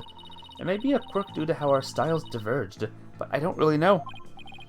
If a spirit channeling is a power possessed only by the Queen of Karatin, it's a power that somehow made its way down the line to Maya, and I guess that makes Queen Garan and Princess Rafa distant relatives of Maya's? Anyway, it's not like there's some kind of rule about it. It's just, I'd rather not have it become an issue or anything.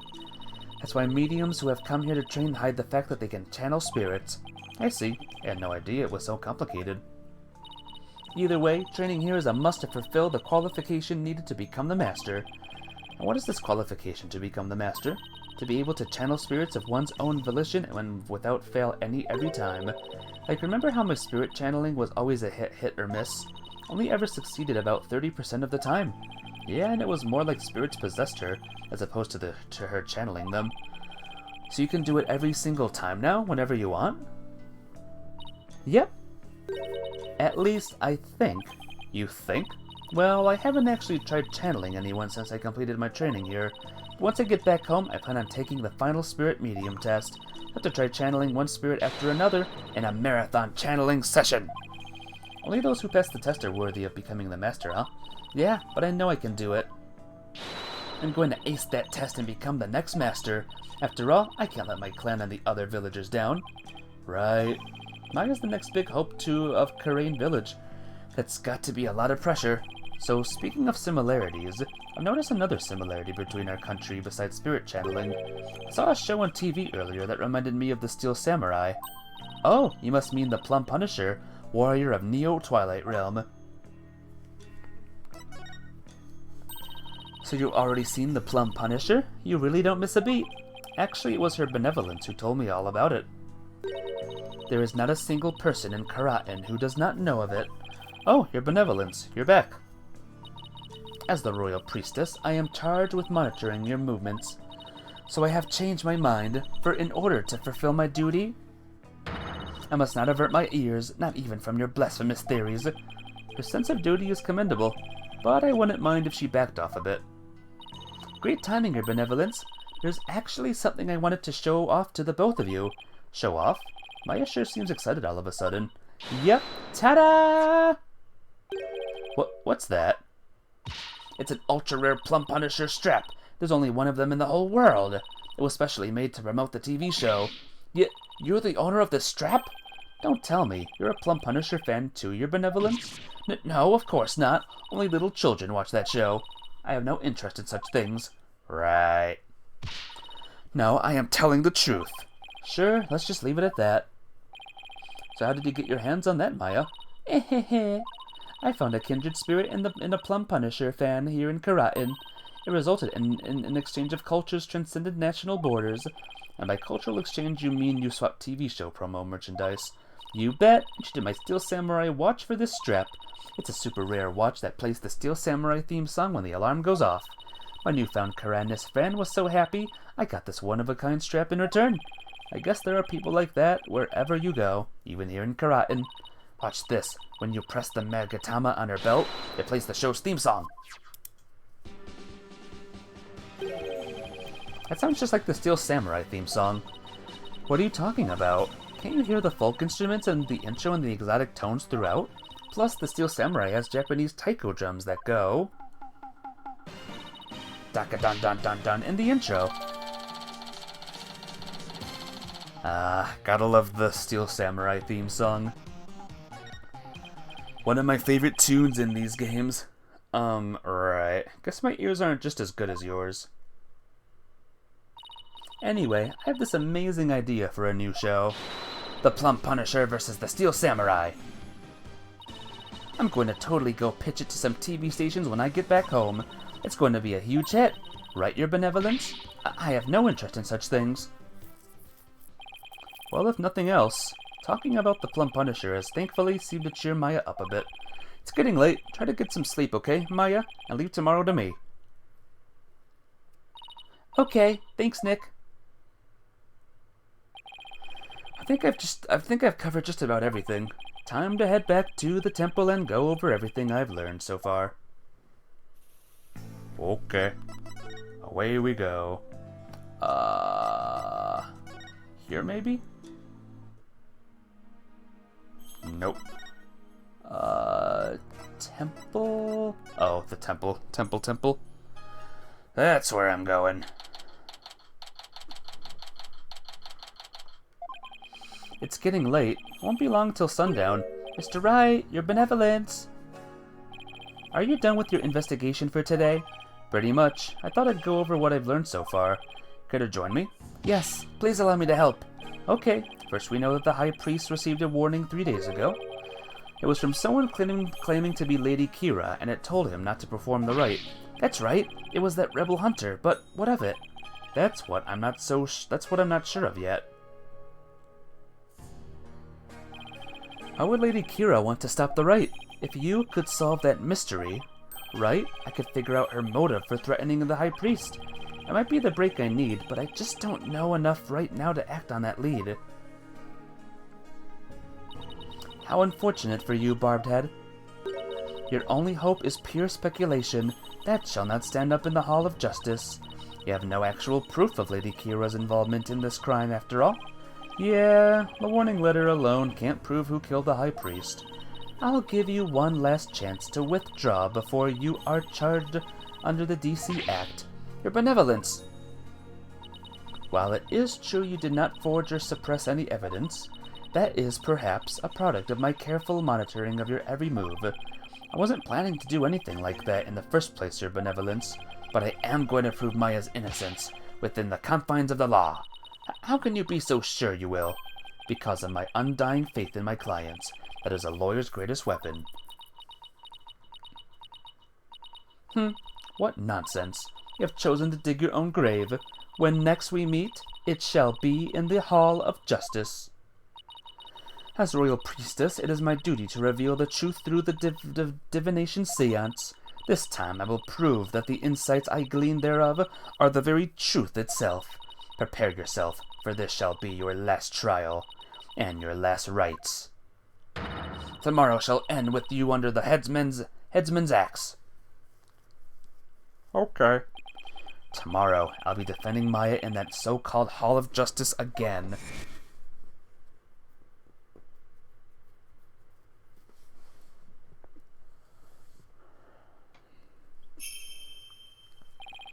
That whole seance thing makes trials here completely different from those back home.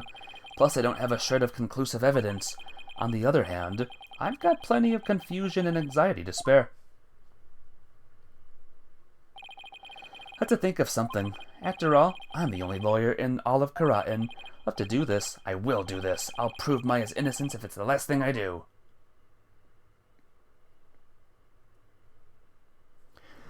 Whew. Well, I bet you guys are dying to know a Disney movie I watched last night. I'll give you a little clue with a tune. Her last seance wasn't wrong. Since the victim didn't look at his killer, there was no way for it to have shown correctly. Yeah, maybe. Anyway, guys, here's a little tune for you. Do-do-do-do-do, do-do-do-do-do. From those notes alone, what movie did I watch?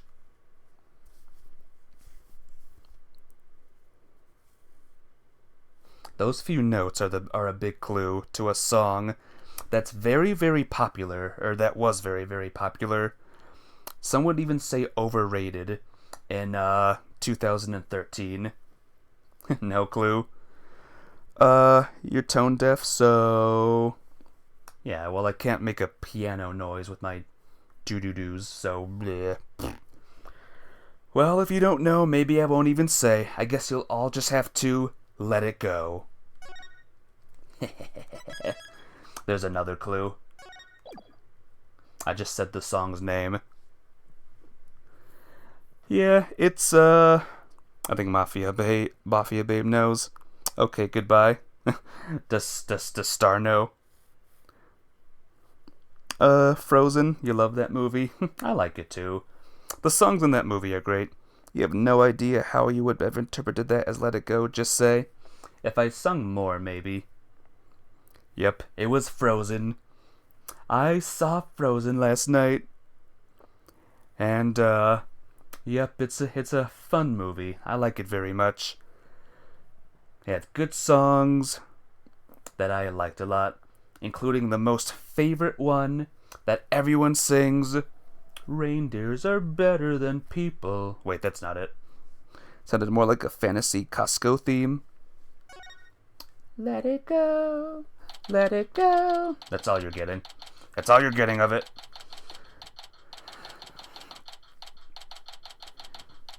Alright, guys, it's court time.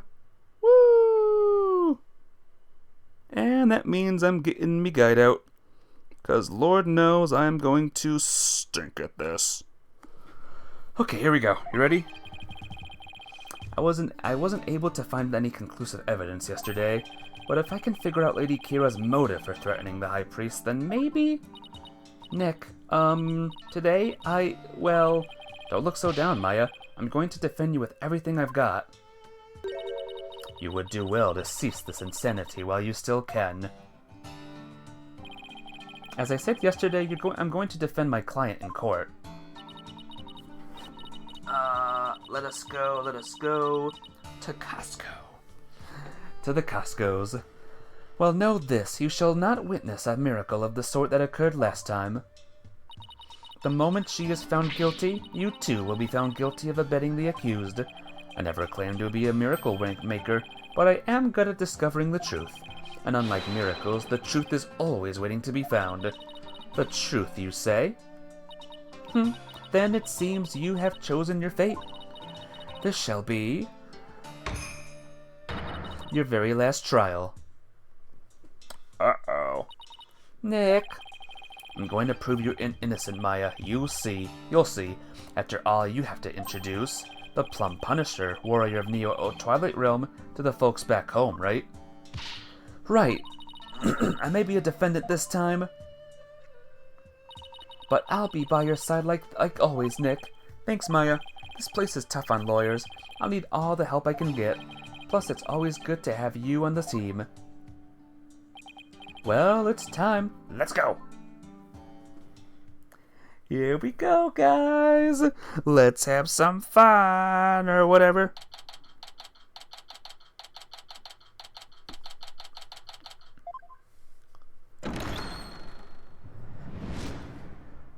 There's the new judge and the prosecutor, and Maya's next to me. Just like the old days. Let the trial of Maya Fey begin. The defense is ready, Your Majesty.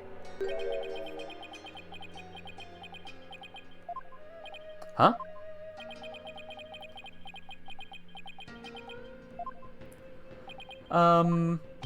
Quiet. Can't you see Prosecutor Sadmati is absorbed in silent prayer? Great. The trial's barely started and the judge is already mad at me. He's very devout for a prosecutor. Why is the accused standing over there? Oh, well... Your Majesty, in addition to being the accused, she is also my assistant. The accused is your assistant, you say? Very well, then. A criminal does indeed make a fitting partner to a lawyer with a defiled soul. That wasn't very nice. Yeah, well, bad-mouthing lawyers seems to be a custom of sorts here in Karatin. I must say, I am surprised to see you still here in Karatin, Mr. Wright, and even more so to find you in the Hall of Justice once more. I cannot fathom why you would willingly risk your life in yet another trial. The answer is simple, Your Majesty. I am a lawyer, and that is what lawyers do. Although, to be frank, I'd rather be anywhere but here right now.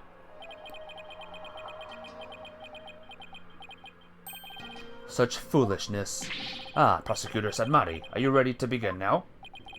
Yes, Your Majesty. The prosecution is ready. Let us begin without further delay. A bit. Hey, it's a real butterfly this time. But first, I promised you both this. I will cast your wicked souls into the fires of hell. Thus shall the soul of the victim attain salvation. Ha ha ha ha ha ha. Splendid. I would expect nothing less of you, Prosecutor Sadmati. Please save the victim's soul, Prosecutor Sadmati. Punish the wicked lawyer who dares to stop these last rites.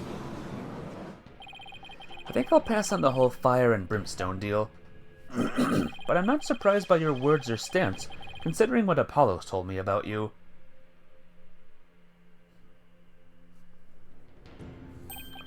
So it was you who instilled that putrid lawyerly guile within him. But putrid? What? He too must soon face the fires, lest his soul be lost to redemption. But I shall send you on ahead so that he will not be lonely when he arrives. Sorry, but I'm afraid it won't be that easy. People say I never know when to give up. Nervous, Maya? A little. Feels like it's been ages since we stood side by side like this in court. Too bad I'm the defendant. Don't worry, we haven't lost a case together yet. You're right. Let's give this everything we've got, Nick. Now then, Prosecutor Sadvari, would you please explain the case at hand? Of course, Your Majesty. Let us begin the last rites of the victim. Maya Fey has been charged with the crime of murder. The victim of her heinous crime was High Priest Tarust Inmi. He was conducting the purification rite when he was brutally slain. And the cause of death? Let us review the victim's autopsy report and the crime scene photo, shall we? The cause of death was blood loss from a stab wound delivered to the abdomen.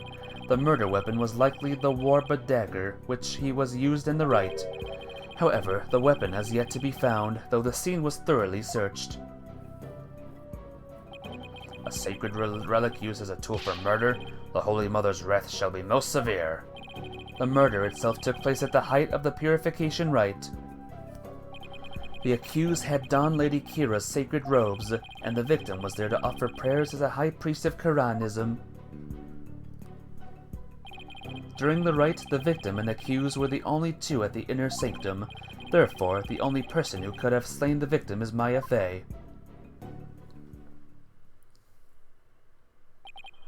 I must say that does cast a great deal of suspicion upon the accused. Indeed. Now then, allow me to submit this diagram of the crime scene as evidence in this case. Cool. In Quranism, slaying a priest is a sin most grave and dreadful. As such, Maya Fey's soul shall be plunged into the lowest level of hell, the hell of tickling. There she shall be tickled without end for 500 million years. That is a terrible fate indeed. Would the defense care to respond? And here I thought the lowest level of hell was the hell of back pain. I don't remember killing anyone, and I don't have that dagger or anything like it. You like that level of hell? As my client stated, she has no memory of the event as described by the prosecution. But more importantly, she had no motive to kill the high priest in the first place. No. I thought you might say that. Nevertheless, the meaningless prattle of lawyers is utterly ineffectual here in the Hall of Justice. For all will be made clear by her benevolence's Rafa Padma Karatan's insights. So it is, and so it shall be. The divination seance reveals the truth for all to see. Here we go again. Bailiff, please show in the royal priestess.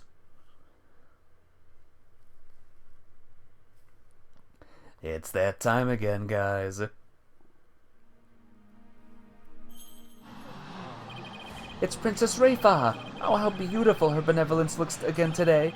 Glory to the Holy Mother for this blessed day. As popular as ever, I see. Rest assured, good people of Karatan, I will defeat this murderer and her abettor. They shall not escape on their freedom expressed today. What a joy it is to have the royal priestess back in the Hall of Justice. May the Holy Mother grant us her divine favor, Dihara Karatan, Dihara Karatan.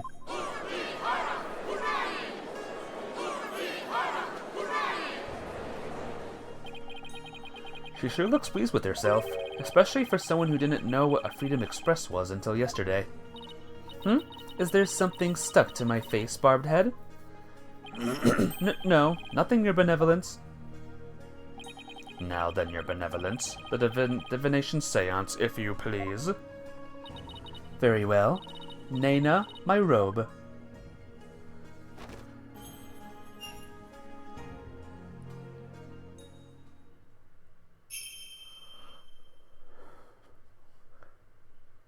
O Holy Mother, we hold this divination seance in your name. Let the eyes of everyone here be clear, and our ears be unstopped. O dance of devotion, guide the victim's soul to me, so that we may receive their final memories in the pool of souls. Enjoy again, everyone.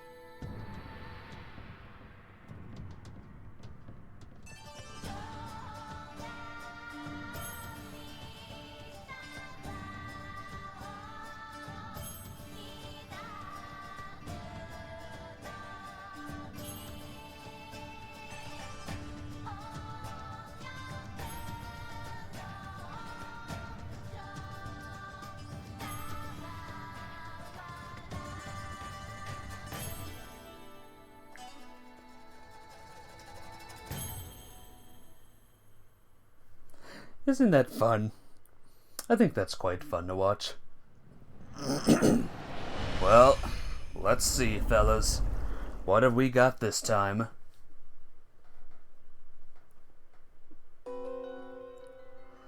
Hi, Maya.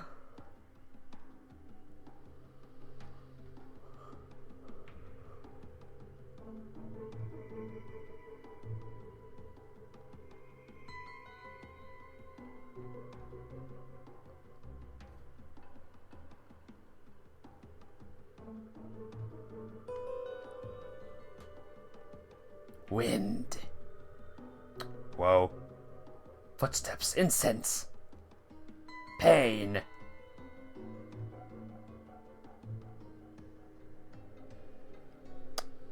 Welp. That's something, guys. The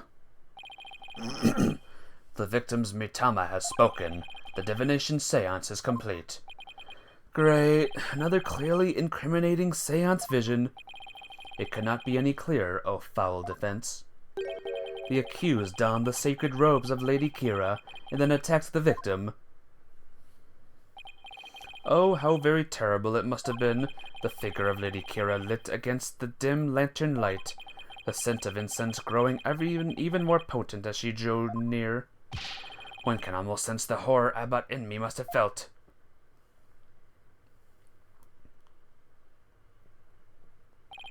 The facts as presented by her benevolence are indisputable. But, that wasn't me. Do something, Nick. I'm working on it. That couldn't have been any clearer. Looks like I'm in for another uphill battle. The accused committed this vile act during our ancient tradition, the purification rite. Come to think of it, the Wright's Guide explains the multi-part purification rite in detail. The transformation rite. The high priest reads scripture, while a priestess dons the robes of Lady Kira. The rite of water. Lady Kira enters the spring, and the high priest purifies her, along with her dagger. The rite of fire. The priest circles the sacred flame to purify her soul. Indeed, it would seem that the murder occurred during the transformation rite. The rite dictates that the high priest stand in front of the spring. Therefore, the accused must have attacked him from the direction of the broken lantern. Well, Barbed Head, would you care to object? Of course, because I know my client is innocent. So you say. You truly do not know when you are beaten, do you? I managed to pull it off last time with Albie. I'll just have to do it again. You intend to find fault with her benevolence's insights yet again? It would seem lawyers are Polkukin creatures indeed.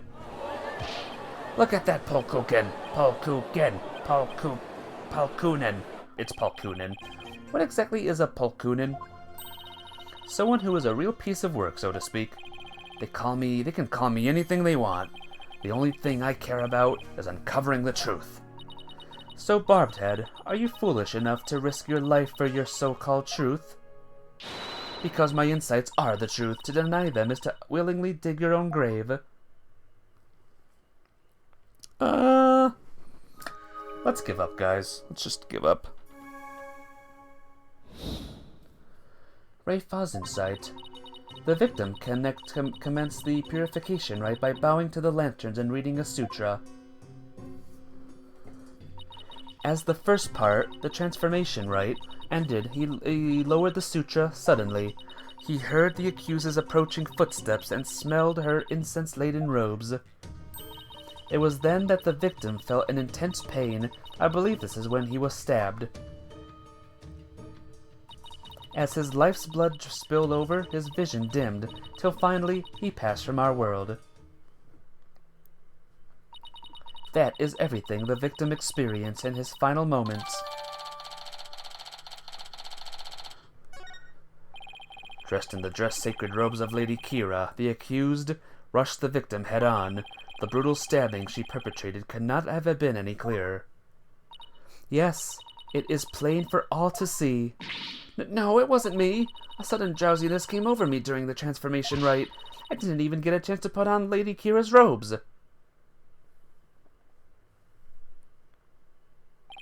You waste our time with such meaningless statements, accused. You cannot explain away the truths revealed by the royal priestess's divine insight. Oh, how did you end up finding contradictions last time?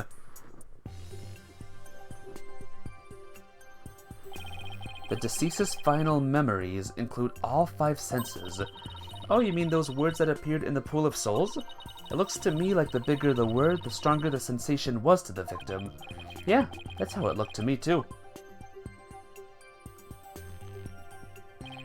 The sensations themselves are never wrong, only their interpretations. That's why I tried to point out mistakes in Reifa's insights the last time. So there could be contradictions between what Abbot in me felt and her insights, huh? You got it, and I'm going to find them this time too. Should I check how to point the exchange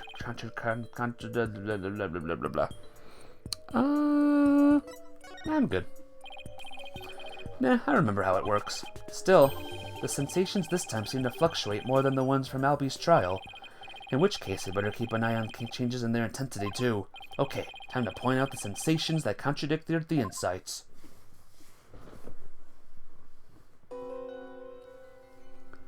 Alright. Pause real quick. On the 3rd and 5th. Whoops. Play.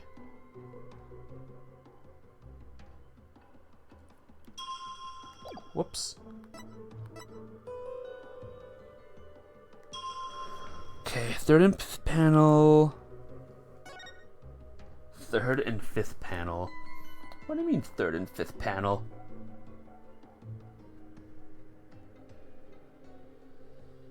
Wind. Alright, let me pause real quick and save the game. This is gonna be a rough one, guys. The guide, I don't know if the guide can do it good.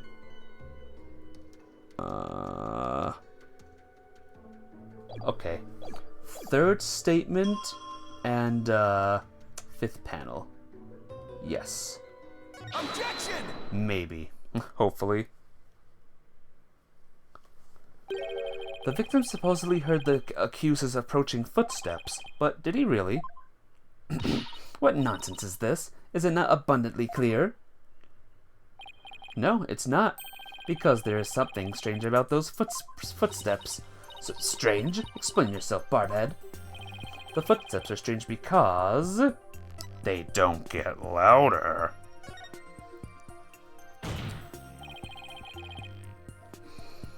They're not getting any louder. And why exactly does that matter? Please focus your attention on the incense the victim smelled. The scent grows stronger as the accused approaches.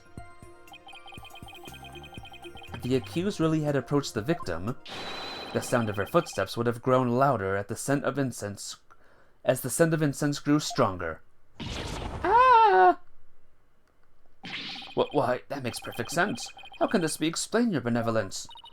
Well, there must be a reason. Objection! It is as they say. Even a putrid worm of a lawyer will turn. What does that even mean? He's not exactly singing your praises, that's for sure. Still, we cannot discount this information solely on account of its lawyerly source. Your benevolence, perhaps you must listen more carefully to the Abbot Mitama. Listen more carefully? What's he talking about? Yes, it would appear so. I shall try to refine the sensation. Refine the sensation? I can more accurately gauge sensations by deepening my communication with the Mitama. I didn't know you could do that. Why have we never done this before? By refining a sensation, a clearer picture of the truth can be discovered.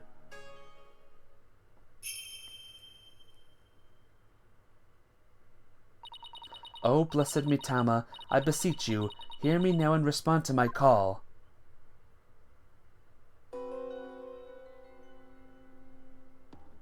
Bells.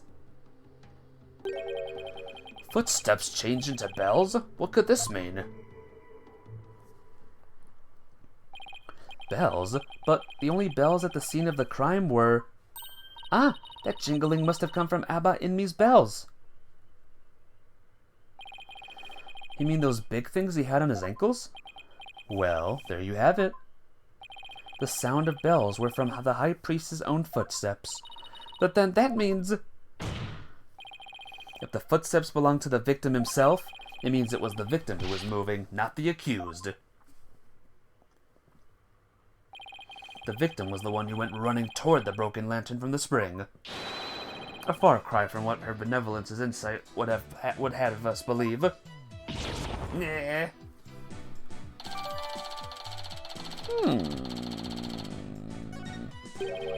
But why would the victim have approached the accused?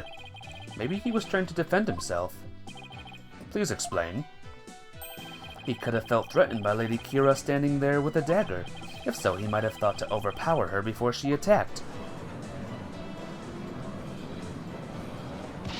Still your voices. This is nothing but a theory, and a poor one at that.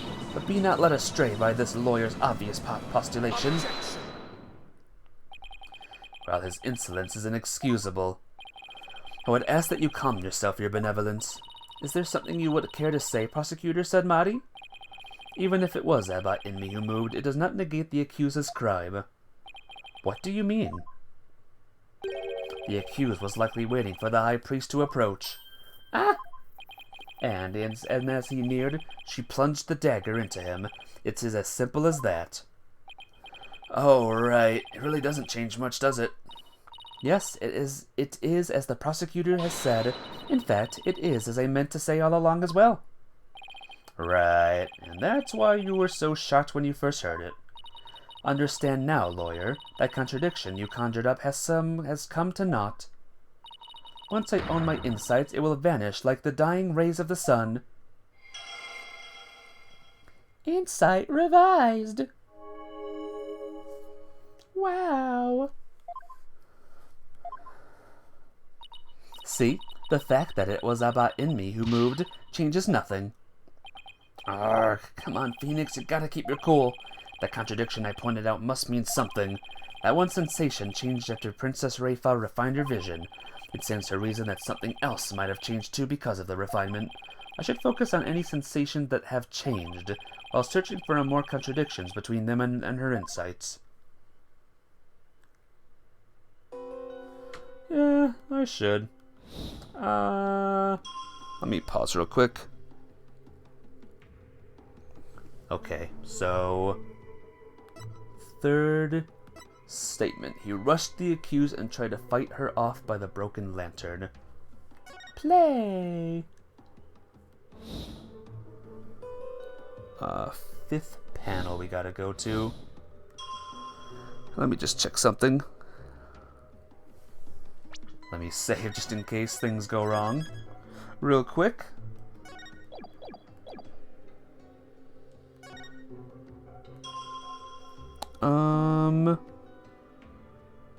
Okay.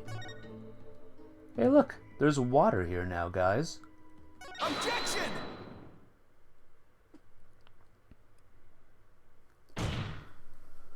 Hold it. How do we know this purification rite was performed exactly as it was supposed to be? That's easy. The customs government governs the rite are very clear, and Abba in me would have adhered to them. Oh, that's strange. Mr. Wright, would you care to explain just what is so strange? Yes, I would ask you to consider the sound of the victim's footsteps.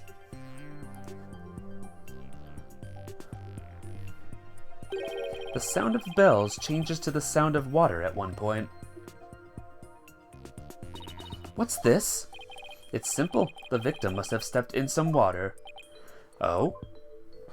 Yes, and the only source of water in the inner sanctum is the spring. And therein lies the contradiction. What contradiction? I believe the rite started out as it should have. The victim stood with his back to the spring and the accused stood right in front of him. But we now know that the victim has moved into the spring. Polkunka, rather. That is absurd. This means that the accused's location differs from what her benevolence's insight indicates. Ag! Then where do you propose the accused stood once she donned Lady Kira's robes? Based on the sound of the victim's footsteps, I believe Maya was standing here. She was standing... I guess it says... here. Take that! Until this moment, we've all just assumed that Abbott Inmi and Miss Fey were standing where they were supposed to be, as shown in the Wright's guide. In short, the victim should have been standing with his back to the spring and the accused in front. However, if that is how they were really standing, he couldn't have stepped into the spring as he approached her. The problem is, the victim did step into the spring. This can only mean that Miss Fey had actually been standing in the water. But if this is true, then their positions would have been completely reversed. Yay! Woo! What is going on here, Miss Fey? Were you really standing in the spring? I'm sorry, but I barely remember anything about the rite. The High Priest would never make such an obvious blunder during a rite. What on earth? Is that even possible? Be that as it may, this does not overturn my insights. It doesn't?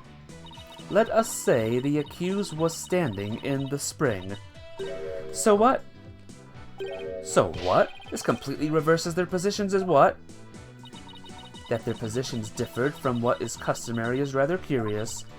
However, what does that change? It certainly does not erase the accused's brutal crime. I guess you have a point there. You lawyers are an absurd breed. Never thinking ahead, you cling to the first insignificant contradiction you can muster. Irk. Sounds like Princess Raifa has a pretty good grasp on what lawyers are all about. Oh, Maya, where would I be without your brutally frank commentary right now? You're sleepy? Good night, Mafia babe. I'll let you know how it goes tomorrow. Good night!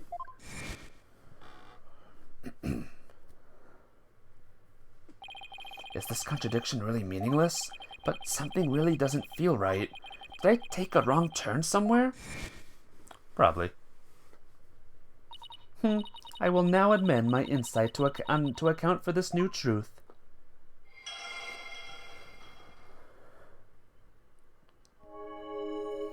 He rushed the accused and tried to fight her up by the poolside lantern. Now the contradiction is no more. But the truth of the matter still stands, no matter how stubbornly you deny it. What do you have to say for yourself now, Mr. Wright? Nick. Your Majesty, this lawyer may have raised a trivial objection, but her benevolence and insights have no further inadequacies of any kind. Yes, so it would seem. Wait a second, but there is another contradiction. Shake, shake, shake. Still you flounder about, wretched beast. Though you rack that putrid brain of yours, nothing worthwhile will come of it. Maya, please tell me you remember something that might help us out here. Sorry, I really don't remember a thing. But now that the place where I was standing in has changed, who knows? That alone may cause a new discrepancy with Princess Raifa's insights. That's right. We now know that Maya was standing in the spring. A major change like that could very well produce a contradiction. I should take another look at the inner sanctum diagram in the court record and confirm where Maya and Abbott Inmi were standing, and then focus on finding any discrepancies between their positions and the insights. Or I could just look at the guide, because I'm a big flippin' idiot. Again, let me save the game real quick.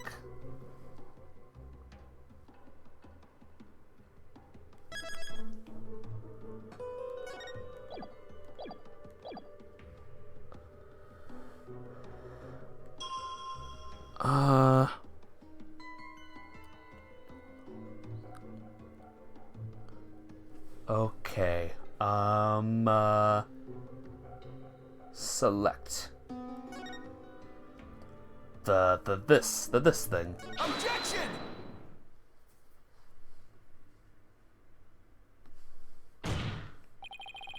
Your benevolence, I found a new contradiction. You did. No doubt it is but another of your vile attempts to slander my insights. Nope, take a good look at what the victim saw. Just might change your mind. The lantern flame behind the accused was flickering. There's nothing unusual about that, especially as the wind had stirred. No, that's where you're wrong. If the accused had been standing in the spring,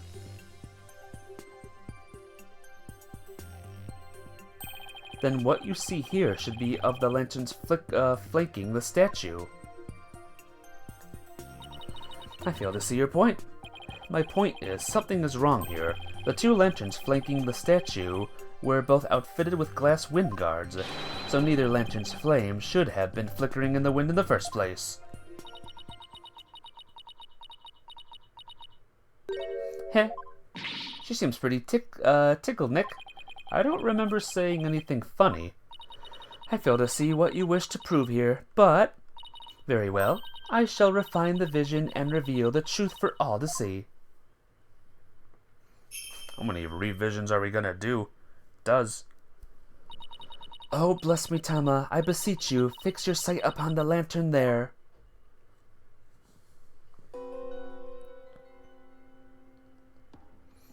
There we go. Huh? The lantern doesn't have a wind guard on it. And rightly so. For the wind guard was removed to reveal the sacred flame within for the right of fire. Therefore, there is nothing odd about the flame flickering. Say what? But when we searched the crime scene, those lanterns had their wind guards on. That's because the police put them back on. Would that be tampering the scene of the crime? The sacred flames have burned uninterrupted for hundreds of years, Defense. We cannot risk them being extinguished, even during an investigation. That would never fly back home. Well, there you have it. Well, Barbed Head, are you done quibbling? If so, then it is time to bow down before this testimony of the Mitama. Arg. Nick, don't worry, Maya. Just getting started. Alright, let's go over everything we know so far. Maya was wearing Lady Kira's robes and standing in the spring. The High Priest is thought to have been moving toward her. So I should look for sensations that stand in contradiction to this arrangement. I won't give up. I'm going to find a contradiction that will undermine the accusation against Maya. Alright. Here we go again. Alright. Third statement. Second panel. Select the lantern sight. When the victim looks right. Now, my right or the other right is the question. Well, if this is wrong, wait, when the person looks right. Alright, let's assume he's looking right, and then we'll do it. Objection! But what could this possibly mean? That lantern clearly contradicts the insight, but this contradiction will overturn the entire case I've been building. Are you all right, Mr. Wright? 1 minute you shout out, and the next you fall silent. Perhaps it is like the bellow of one who is barreling down a hill with no ways of stopping. Is that not right, Prosecutor Sadmati?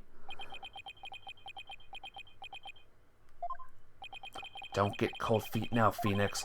Even if this overturns the entire case you built so far, the only way is to keep moving forward, because that's where we'll find the truth. Okay. Sorry, but I'm not barreling down a hill. In fact, I'm in full control of everything with the indisputable contradiction I found. Is that so? The lantern behind the accused clearly, no, blatantly contradicts your insight. Does it now? One of the lanterns on the entrance side of the inner sanctum was broken. If you watch what Abbot Inmei saw in his final moments,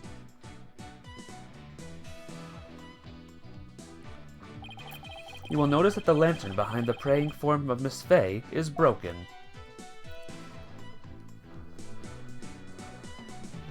The lantern behind Lady Kira, however, is still intact. In short, we are seeing two different lanterns in the seance vision. How could this be? And even if it were so, How would that contradict my insights?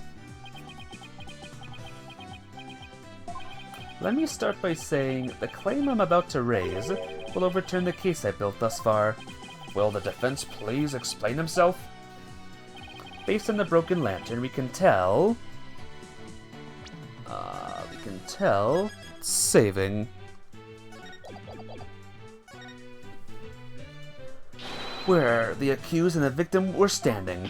But did you not just finish asserting that the accused was standing somewhere else? I did, and I built my argument on that faulty premise. But thankfully, it has led us to here, to the actual spot where Maya Fey was standing.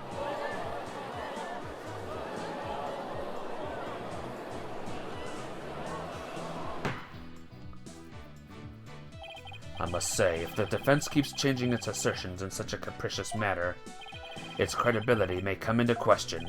I'm willing to take that risk, Your Majesty, because I believe this will be the last time. I'd like to start by pointing out the actual spot where the accused was standing. Very well. Show us where you now believe the accused was actually standing. Based on the location of the broken lantern, where was Maya really standing? She was standing... spot between the broken lantern and the bottom right lantern. I'm guessing here then? Take that! Nope. Thanks, guide. Thanks, guide! Thank you! Thank you! Thank you! You are so awesome!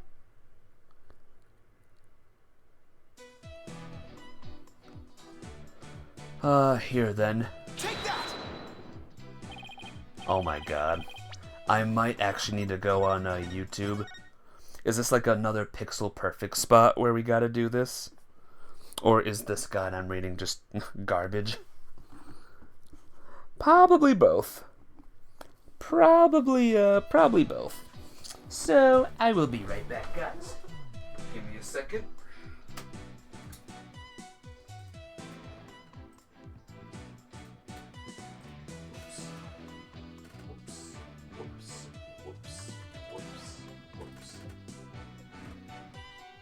Alright. Looks right.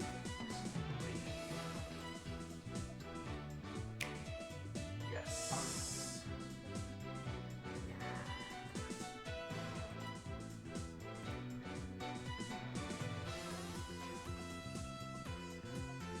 Alright, give me a second.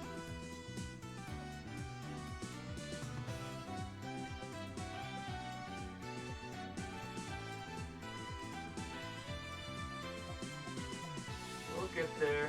Don't worry, guys. We'll get there. Oh, man. Come on. Come on now.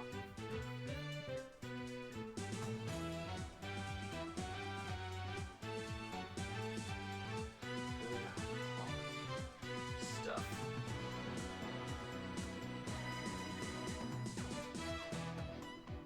Positions. Maybe here.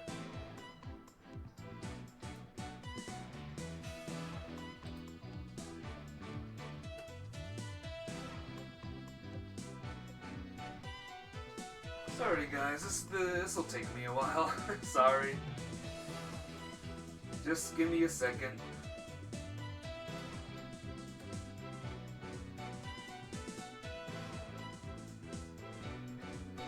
Okay, here we go.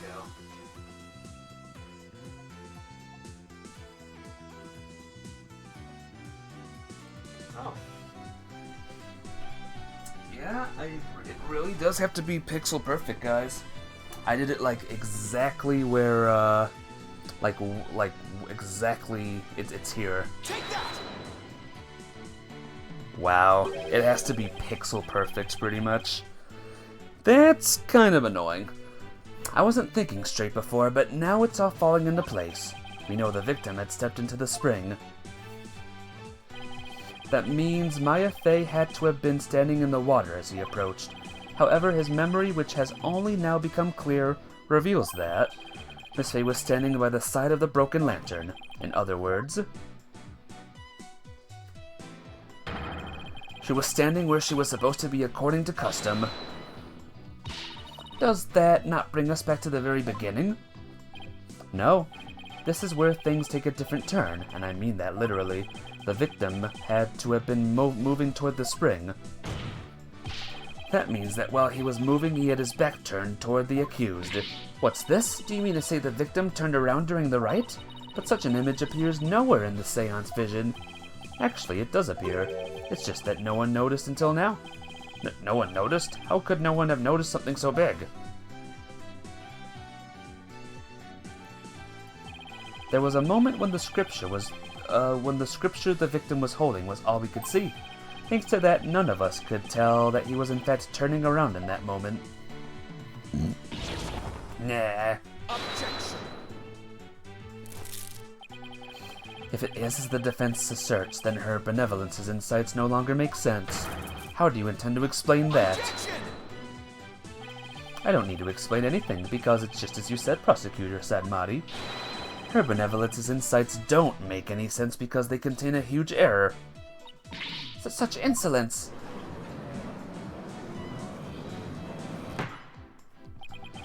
A huge error, you say? Do explain. The huge error is the number of people.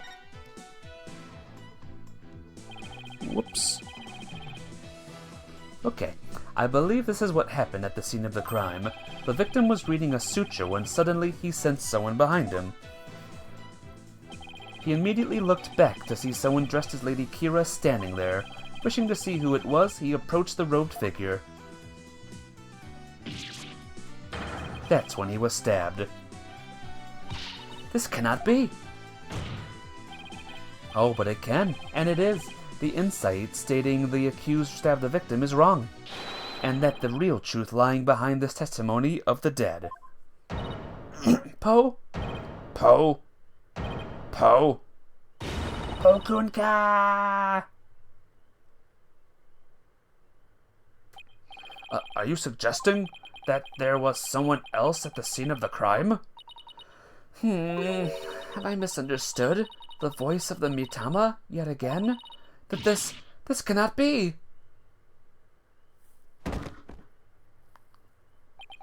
Woo! That was a close one, but I managed to divine the true meaning behind the seance vision somehow. I should add these new facts to the court record. Cool. Your benevolence, please allow me to take it from here. I will overturn the brash accusation of this faithless, putrid-minded lawyer. Yes, I shall place my trust in you.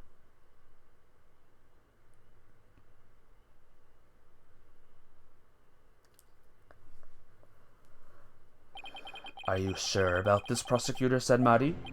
My work as an international prosecutor has taken me to courtrooms around the world, and in that time I've learned to perform last rites for souls in trials lacking a seance.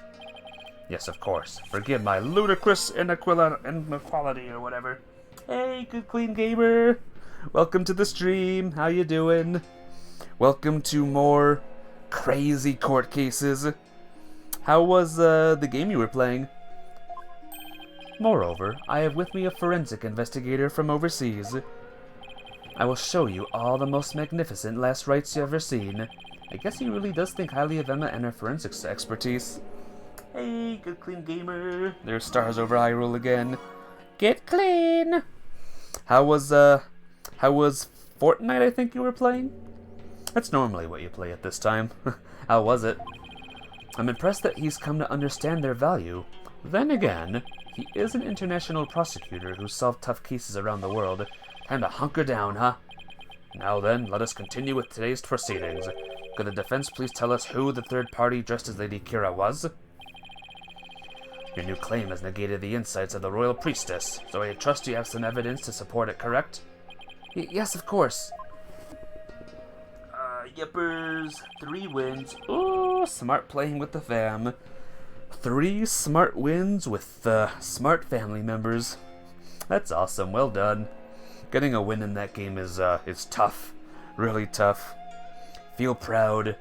Proud of yourself and the family people's members. The third party must have really wanted to kill the High Priest. I might be able to identify who it was if I had evidence of their murderous intent. Well, we are waiting, Mr. Wright. The evidence that can reveal the identity of the third party is this. It's Lady Kira's warning.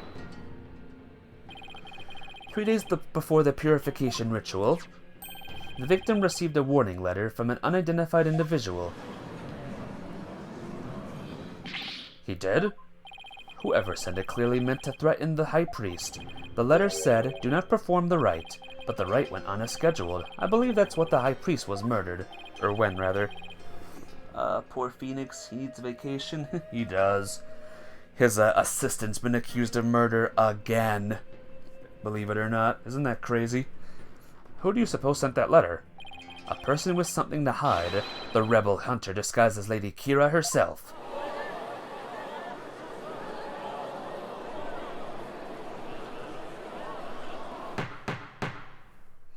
Peace. I don't understand. I had heard that Lady Kira had been in the news of late until only hunting rebels. If so, why would she have killed the High Priest? Excellent question. Maybe it would help to think of it this way. What if the High Priest had secretly been a rebel? The High Priest? He couldn't possibly have been a rebel. Uh-oh. The High Priest, a devout follower of Quranism, a rebel? Do you even comprehend the blasphemy of which you speak? Well, do you? I too found it hard to believe at first. But as I continued my investigation, it started to become more and more plausible. He goes on vacation and ends up lawyering in a country that hates lawyers. He technically did take a vacation, good clean gamer. And here we are now. Even on vacation, he can't take a break. Objection. The third party was the rebel hunting Lady Kira, and the High Priest was a rebel. Your mockery of Quranism, no. Of the kingdom of Qur'an itself knows no bounds. Whoops. That shameless Polkukin lawyer, he's making a mockery of our religion. That's right. Can't catch a break. Can't catch a rake. As a faithful Quranist, I take issue with these claims, and I am loath to admit them into today's proceedings. I don't like where this is going. The defense's claims are but vile blasphemy tantamount to spitting on the Holy Mother. Is it really that big of a deal, Maya? Abat Enmi was a distinguished monk, and very well respected too, so yeah. Please don't let this turn into an international incident. But fear not, good people of Qur'an. The ratings of this putrid-brained lawyer who seeks to sully the soul of the deceased shall come to no avail when to conclude these last rites. The prosecution's assertion is that the accused killed the victim remains unchanged. But the victim was stabbed in his abdomen. How was that possible when he had his back turned toward Miss Faye? Someone else must have killed him. Objection. Are you sure about that? You may have invalidated the seance, but do not let it go to your putrid head. The karmic flow of this trial is as yet still in my hands. How can you be so confident? Something has occurred to me, you see. And your allegations of a third party are but a deluded fantasy, and I shall prove that by calling a new witness to the stand. An eyewitness who will deliver a definitive answer that will dispel the defense's doubts. An eyewitness? Very well, let us call this eyewitness to the stand. Eyewitness time! Oh, it's this guy again. It's him again. Well now, he has to be the shaggiest witness I've ever laid eyes upon. Please state your name and occupation. Oh, I'm, that's so-and-so, whatchamacallit.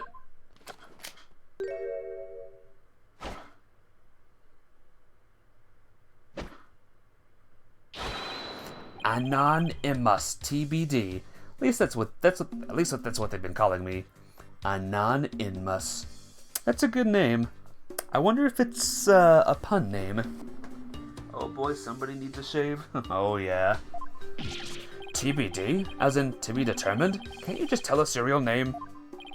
The witness has suffered a blow to the head, rendering amnesiac. Therefore, I named him Anonymous TBD in my report, but he thinks TBD is part of his name. Objection! Good lord. It'll never end. You haven't even heard the best one yet, Captain Chips. You're letting an amnesiac testify? Have no fear. I have already questioned him at length. While it is true that he has utterly forgotten his name and past, his memory of what he witnessed is still very much intact. Considering the dearth of information, any new knowledge may be of help. Therefore, I will permit his testimony. Now, Mr. Imus, please tell us what you saw. Okay, here we go.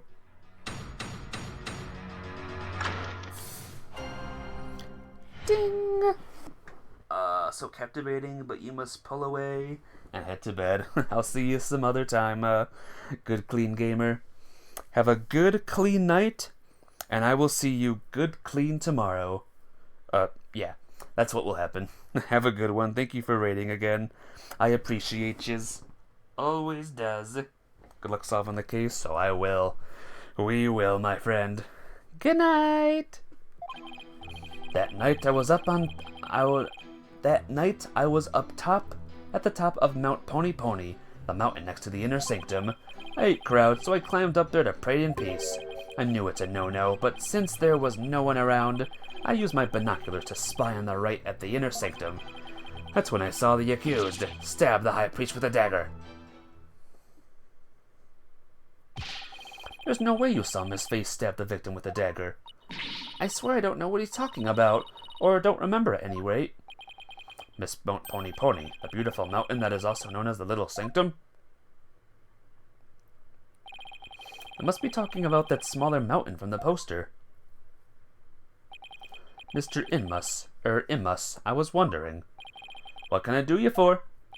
The inner sanctum lies at a high elevation, where clouds and fog can obscure the view. Are you sure you were able to see what happened from the mountains next to it? Good point.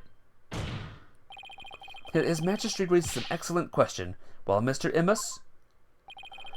On the day of the Wright, there wasn't a cloud in the sky. I had a perfect view. If you don't believe me, check the weather forecast in the paper that day. Nick, don't we have the newspaper for that day? Yeah, let's take a look. Huh. Cold front move overnight. Oh no, not cold. It does say calm, clear skies, doesn't it? See? Told you so.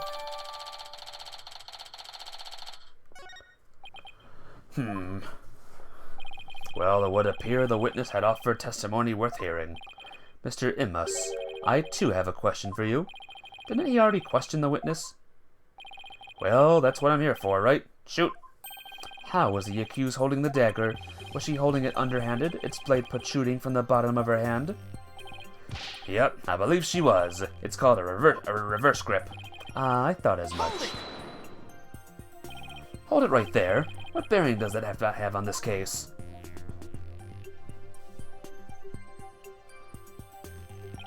Cease your interruptions, you putrid-headed lawyer. Do you not see the significance in how the blade was held? Why don't you enlighten me, oh enlightened one? No. Fair. I knew you were a fool. I can already picture you in your next life. Next life? Yes, after your soul rise for centuries in the pits of hell. You shall be reborn as a witless sea urchin with barbs limited to your posterior. You shall live in a short, inconsequential life, only to be brutally devoured by a sea otter. That was a bit excessive. I simply asked what the dagger grip had to do with the case. Now pay attention. How the accused held the dagger is of vital importance. You sleep too? Good night, Star. Thank you for stopping by as well. Have a great and amazing night. See ya! With such information, we can infer exactly what action she took. You were saying that the victim was killed while she had his back to the accused. Is that correct? Yes. As such, the accused's dagger grip tells us something very important.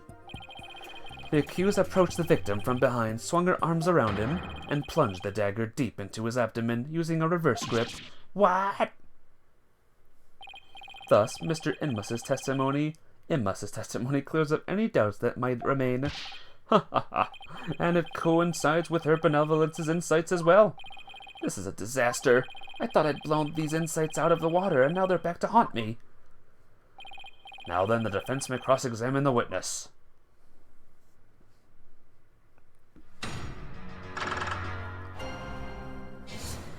Ding! At night, I was up in the I hate crowds, so I climbed up. I know there's no one around. Use my binoculars to spy on the right at the inner sanctum.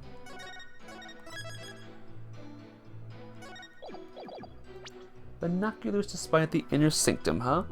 But what about the Ritual curtain. Objection!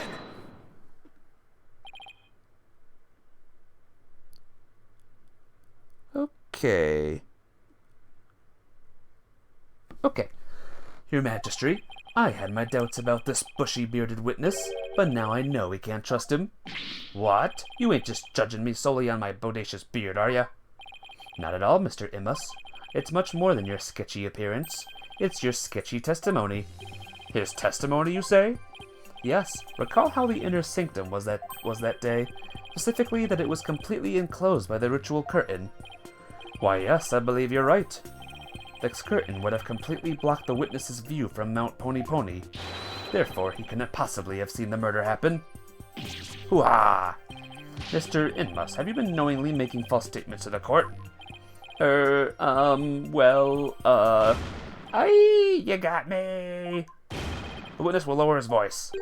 I didn't actually see the accused herself. He didn't actually see the accused herself? What's that supposed to mean? Let me set the record straight, I beg ya. Okay.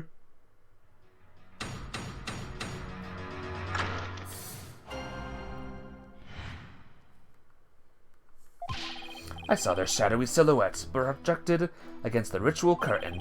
The figures were created by the light of the full moon on that clear and still night. She was just a shadow, but I could tell it was the accused's reverse gripping that dagger. Shadows? That's what you saw? That's right. I could see what was going on by the shadows projected onto the ritual curtain. In the future, Mr. Immus, I would rather you offer up accurate testimony from the start. Forgive me, my main man, Mr. Magistrate. Chalk it up to my fuzzy memory. Though we saw but shadows, it is still valuable testimony. You have to be kidding me. What are we going to do now, Nick? All I can think of is to look for inconsistencies between the actual Wright and what Mr. Immus says he saw. Now then, the defense may cross-examine the witness once more. Okay.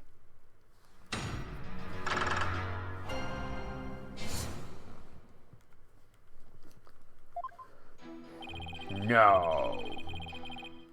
Yes. There it is. Objection! You saw silhouettes projected by the moonlight? No. Sorry, but that's just not possible. Well, what do you mean? How is it not possible that it was totally possible? That's impossible. I think I'm gonna need a Logiclease translation on that. Let's take a look at this Wright's guide, shall we, Mr. Inmus? Inmus, the Wright is held when the moon is directly over the summit of Mount Pony Pony. Doot doot doot. So if the moon was shining from the west, any shadows would have been cast eastward. But Mr. Immus was standing to the west of the inner sanctum of Mount Pony Pony. Oh, holy mother. That's right. Our witness here couldn't have seen any shadowy figures on that curtain. No way. Perhaps it was the secret flames of the lanterns that cast the shadows you saw. I'm afraid not. I inspected them during my investigation, but the flames were too small to cast the crisp, distinct figures Mr. Immus claims to have seen. But I did see those silhouettes, really. But how could he, Nick? Maybe he was someplace where they were visible. Wait, don't tell me. Your Majesty, if Mr. Immus really did see the shadows, it brings a brand new fact to light. And that would be? The brand new fact that comes to light if Mr. Immus really saw those shadows is... he was someplace else. He wasn't where he claimed to be at the time of the murder. Oh, then where do you propose the witness was? Someplace where he could have seen the shadow figures, naturally. Wait, you mean... None of these mountains east of the inner sanctum are close enough for a good view. That leaves only one place he could have clearly seen the shadows from. And where might that be? This is where Mr. Immus was at the time of the murder. He was at... the inner sanctum. Okay. Mr. Immus was at the inner sanctum, just outside the curtain to the east side. That's the only place from which he could have seen the shadowy figures. Hooah! Nah. Really? Wow, I didn't even think of that. But wasn't the inner sanctum off limits to all but the victim and the accused? And the third party who was there, you mean? I get the feeling there's a subject Prosecutor said Marty would rather not touch right now. Ah, you mean... That's right, this witness was at the scene of the crime, which means he is the mysterious third party we saw during the divination seance. He could be the one who dressed as Lady Kira and killed the High Priest. Googa! What? Objection! No one but the two participants were allowed anywhere near the inner sanctum, and the only way up there are the stairs that start down at the Plaza of Devotion. So tell me, how do you propose the witness enter the sacred space? Oh, he must have, I haven't thought that far ahead. The sanctum is sheer cliffs on three sides and a steep towering rock face on the other. No one could have made it there by climbing the face of those cliffs. His Majesty speaks true. To say Mr. Immus was at such an inaccessible location is a bit to tarnish his credibility. Is that not right? Right? I wasn't at the inner sanctum. No, sir, no how. At least I'm pretty sure I wasn't. But then, what about those silhouettes you claim to have seen? I'm starting to think that I've been imagining things. What? This is insane! I knew he couldn't trust that lawyer. He's trying to frame the witness. Peace, peace, I say. This is impossible. Unless I can show how he got to the inner sanctum, it just looks like I'm trying to slander Mr. Immus. I believe in you, Nick. Rah, rah, sis boom ba, fight, fight, Phoenix Wright. Just look at the accused. Has she no shame? What's your problem, lady? Phoenix Wright is very trustworthy, I'll have you know.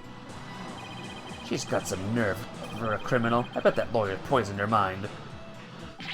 But please, Maya, you're only making it worse. I appreciate the vote of confidence, but it's probably best to keep it to yourself for now. I would advise the defense to think carefully before making any more sudden outbursts. Yes, Your Majesty. If I wasn't the bad guy before, I definitely am now. Now, Mr. Immus, I would like you to think back carefully before you testify next about where you were that night.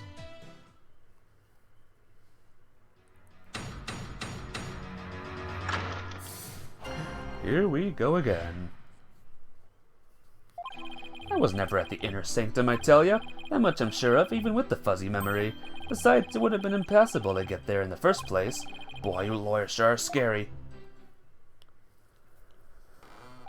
The lawyers are scary. Objection! No, we're not. I guess it might have been impossible for him to get to the inner sanctum like he claims, but... Now will you desist in trying to frame this innocent witness? Yeah, I'd like to see you explain how he got up there. Mr. Wright, it is not time to end. Is it not time to end these cross-examinations?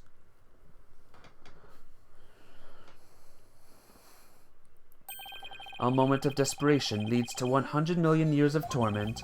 It means that for each moment a sinner spends struggling to deny their sins, 100 million years of torment are added to their time in hell. Quranism is the strictest religion ever. And just so you know, you've already accrued 200 million extra years. Plus the 5 they started with. That's 700 million years. Sure, what's another 200 million, give or take? Well, it's a big deal to me. I can't keep saying that the witness was there at the inner sanctum. If I can't prove it, then problem is, how am I going to do that?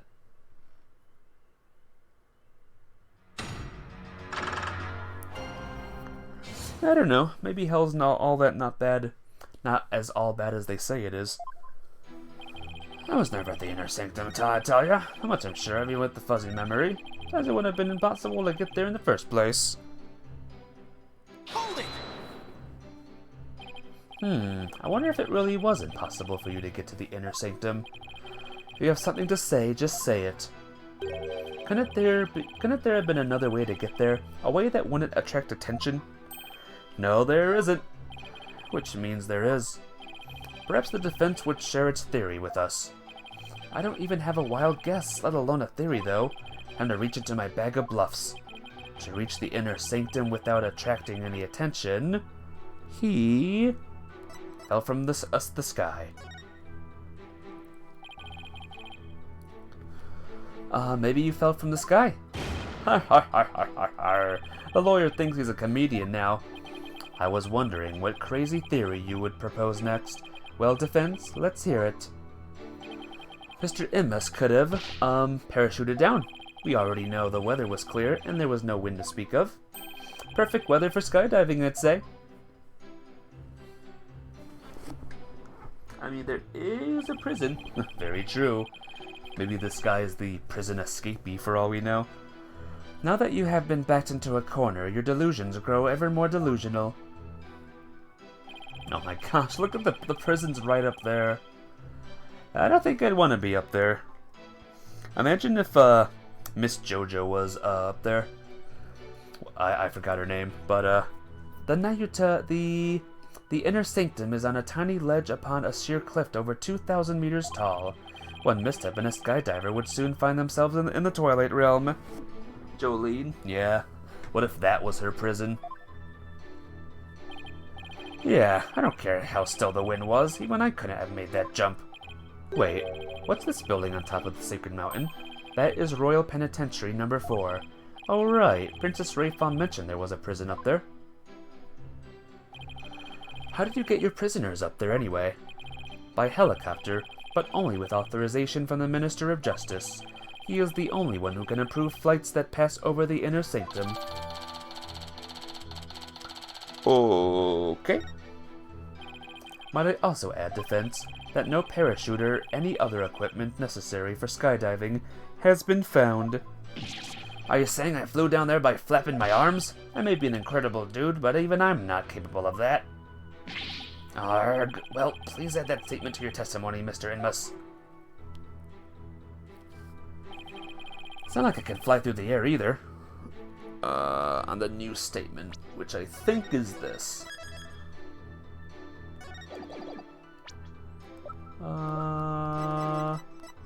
Day. Objection!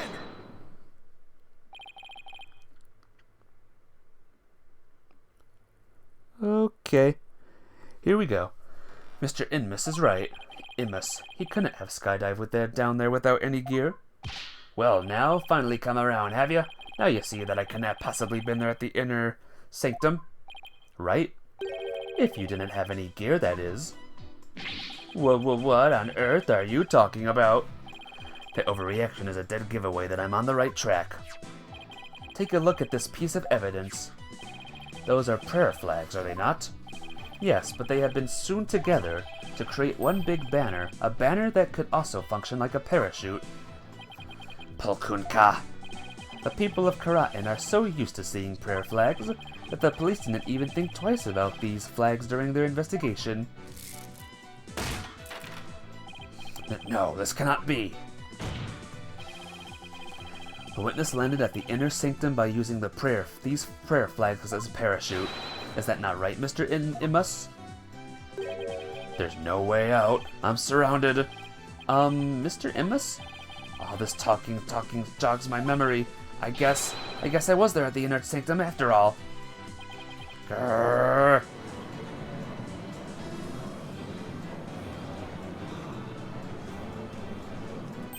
As I suspected, there were 3 people there that night.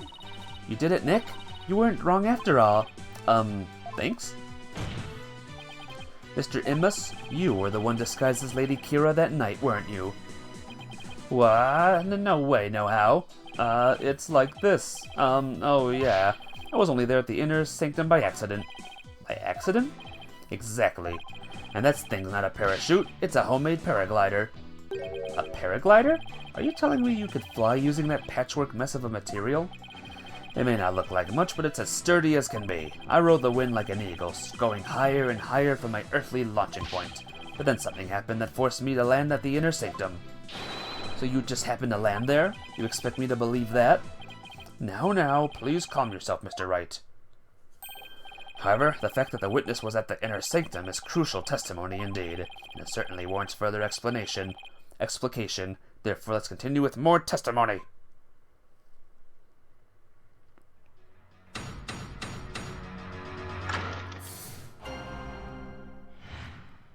Why, I was at the inner sanctum. That evening, I was enjoying a trek through the night sky with my homemade paraglider. But just as Mount Pony Pony was drawing near, something terrible happened. An accident that forced me to make an emergency landing at the inner sanctum. As I landed, I banged my head, causing me to lose my memory. So you can see, I ended up at the inner sanctum purely by accident. Mr. Immus, you failed to mention any of this during your pre-trial questioning. Can't be helped. I mean, I am just remembering it now. Continue such slipshod testimony, and you will be cast into the hell of hangnails. Ew, where you shall have hangnails grown and ripped out for 800 million years. Hoo-ha! I think I'll pass on that. Looks like that cop prosecutor set Marty off guard. This is my chance to rip his case to shreds. Oh my gosh.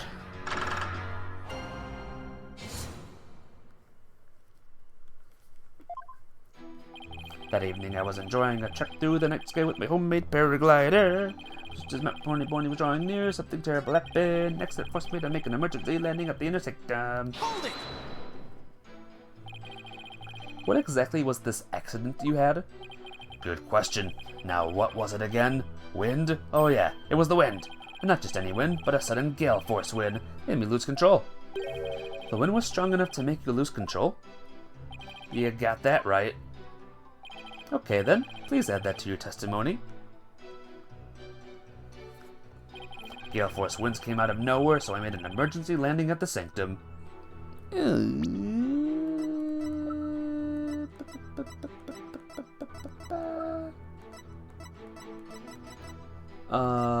Oh, here. Objection!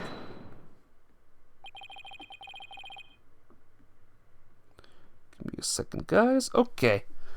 We have a saying in my country, Mr. Immus.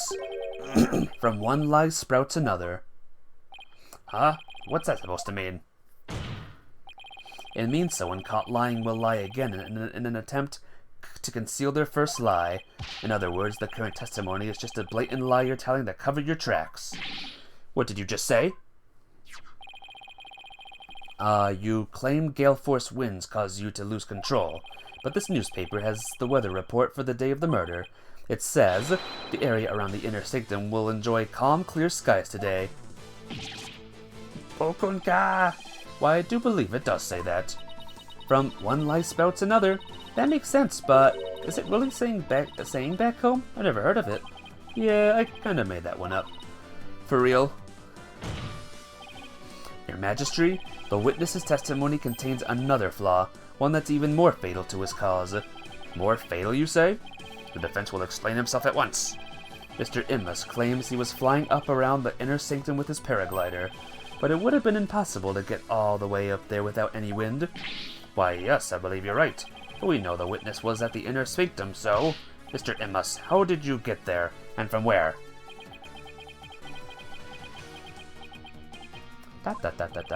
Without any wind, he couldn't have flown up there from the bottom of the mountain. By process of elimination, the only starting point that makes any sense is... Your Majesty, I believe I have the answer to your question. To reach the inner sanctum, Mr. Immus must have launched himself from here. From the save menu. Nope, he was in the prison. Take that! Hoo-ha! Are you insane? That's where he came from? If he couldn't have come from below, the only other option is from above. So you see, Anonymous came down from Royal Penitentiary number 4. From there, he could have easily reached the inner sanctum by parachute. And that means he might have also killed the High Priest. What? Mr. Immus, were you the third party at the inner sanctum?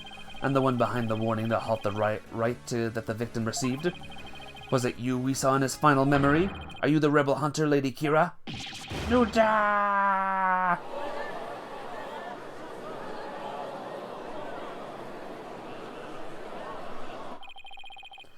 Hey, Mr. Prosecutor, sir, help me out of here. You did it! You finally left him speechless. Aw, come on, Mr. Prosecutor, man. Quiet, you fool. You should use this time to prepare yourself for what is to come. For a fate far worse than hangnail hell awaits you now. Well done, defense. I must concede this point to you. The witness did in fact descend to the inner sanctum from Royal Penitentiary number 4. Huh? He didn't even put up a fight this time? That's awfully generous of him.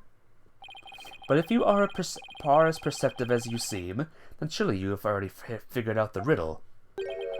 The riddle of Anonymous's true identity. Oh, his true identity? Not sure I know quite yet, but I guess I'll have to answer with something. It would seem I am the only one still in the dark here. Would the defense care to enlighten me? Who is the man we've been calling Anonymous? The witness's true identity is... the wanted poster. Is it really him? Only now do you realize the truth? Well, please do share with us your belated insight. What's wrong, Nick? Or are you holding back? Because this isn't going to be very helpful to our case. Really? Are you sure? Unfortunately, I've got no other choice.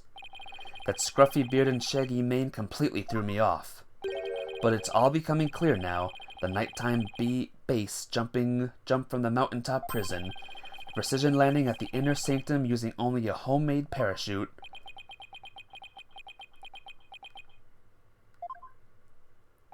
Only a paratrooper, or more precisely, a former paratrooper, could have pulled that off. This witness is Daz R. Rebel, the prison escapee and key member of Dirk's rebel group. What? Gah!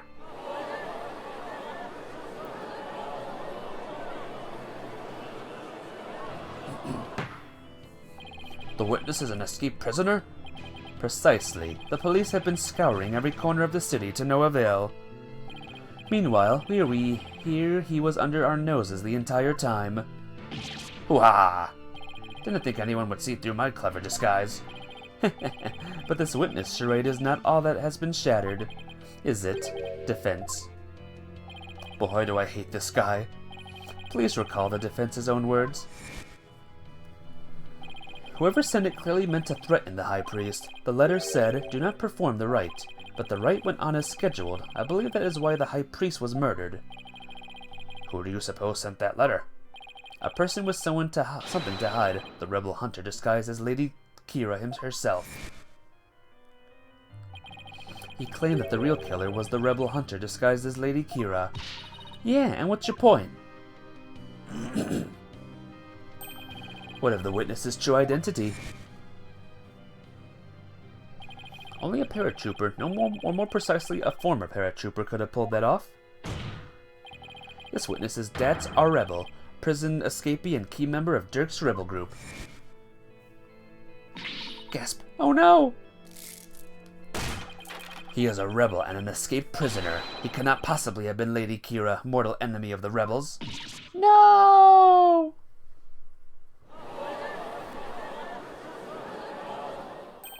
Now, perhaps the witness will enlighten us to the truth.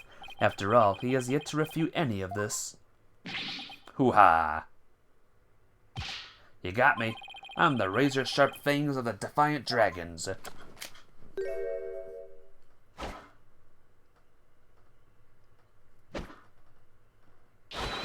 Daz a rebel.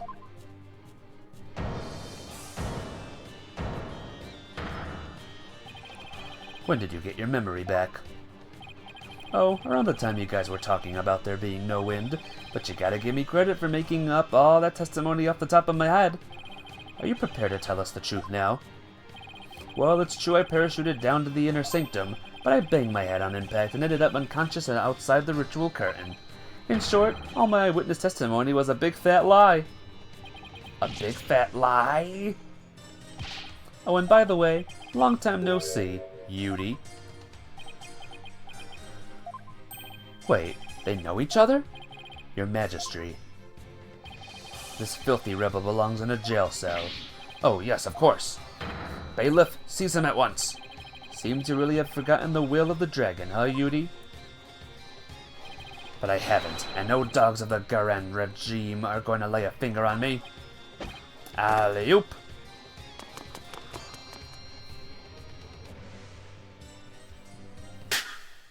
Welp!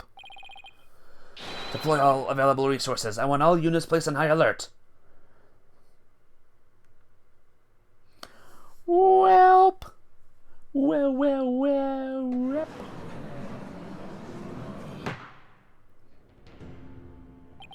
The escaped prisoner escaped again. The police force has been placed on high alert. He will be caught before long. An escaped prisoner who's escaped the law again after giving a ton of false testimony. Talk about a troublemaker. He really pulled a number on all of us. What was the point of all of that anyway? Well, I can't help but feel that the entire episode was an enormous waste of time. Your Majesty, perhaps it was not as great of a waste of time as you might believe. What makes you say that, Prosecutor? Said Madi. Daz, our rebel, dropped something as he made his escape from these halls. Huh? That scrap of paper looks awfully familiar. These appear to be direct orders from Dirk. From Dirk, the rebel leader? Oh, but we only have a small corner of it. Wait, I remember now. Your Majesty, I've seen that scrap of paper before. You have? The scrap of paper that our rebel dropped is a part of this. It's a part of... And this is... I found it at the scene of the crime. It appears to be a copy of the order that Mr. Our rebel dropped. If we put the two together, we should be able to read what the order says. Ho ho ho. Well, it just got real interesting. I know, right? It's gonna get even more interesting as we go on. Oh my, and just what does it say, Mr. Wright? I can't read Kuranese. Prosecutor said Madi, if you please. The ignorant lawyer is not bothered to learn our language. Very well, then.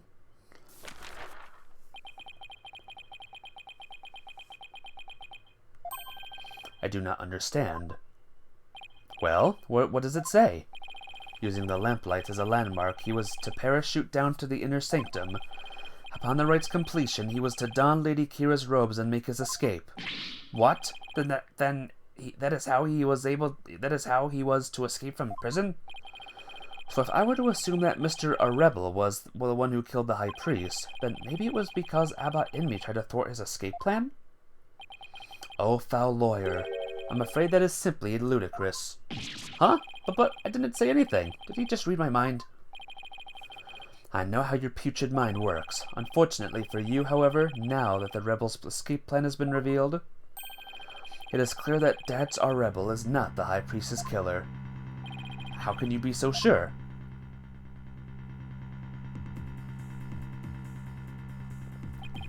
If only you would use that putrid brain of yours every once in a while. That's our rebel's plan cannot have worked without the help of a certain individual. What do you mean? I am speaking of Abbot Inmi, of course. Had Dats our rebel simply donned Lady Kira's robes and made his escape alone, he would have been far too conspicuous. But were he by the High Priestess' side,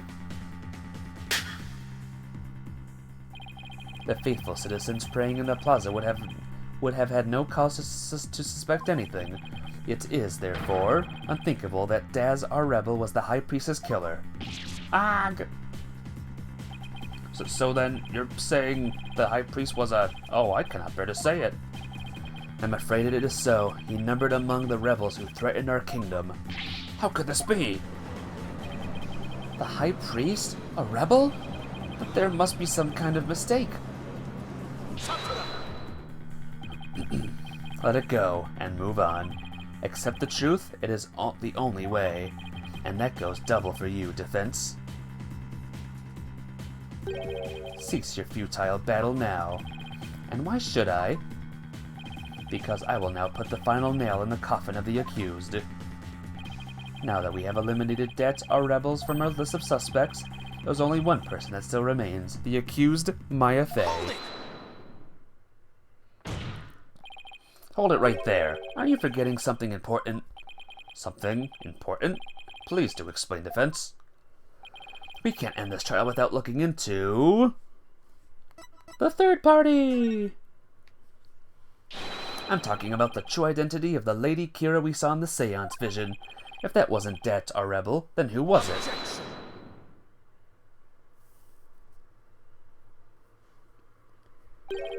That matter has already been resolved. It has? What's he talking about? It is as I have maintained from the start. There was no third party in the seance vision. But there was another Lady Kira there besides Maya Fey. We all saw her. What the? I can't do my finger point.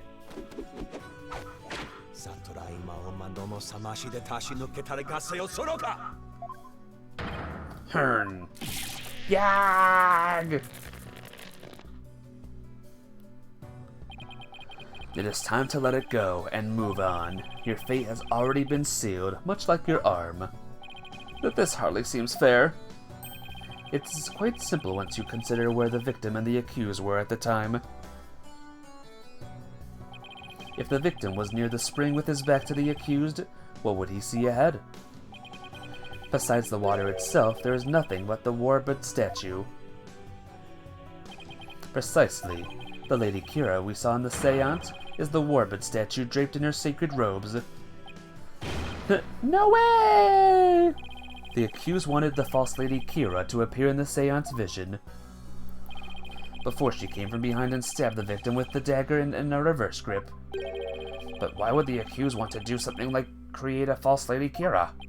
To show it to the victim as he was being slain. And what reason would the accused have to fool the victim she was about to kill? It was not the victim she was trying to fool. It was this very court itself. Come again? Suspicion would not fall on the accused if it looked as if another Lady Kira was there. And the defense was foolish enough to fall for it and claim it was a third party in disguise. Are you saying... I am. It was all a cleverly wicked scheme perpetrated by the accused. A scheme in which she sought to use the seance vision to mislead us.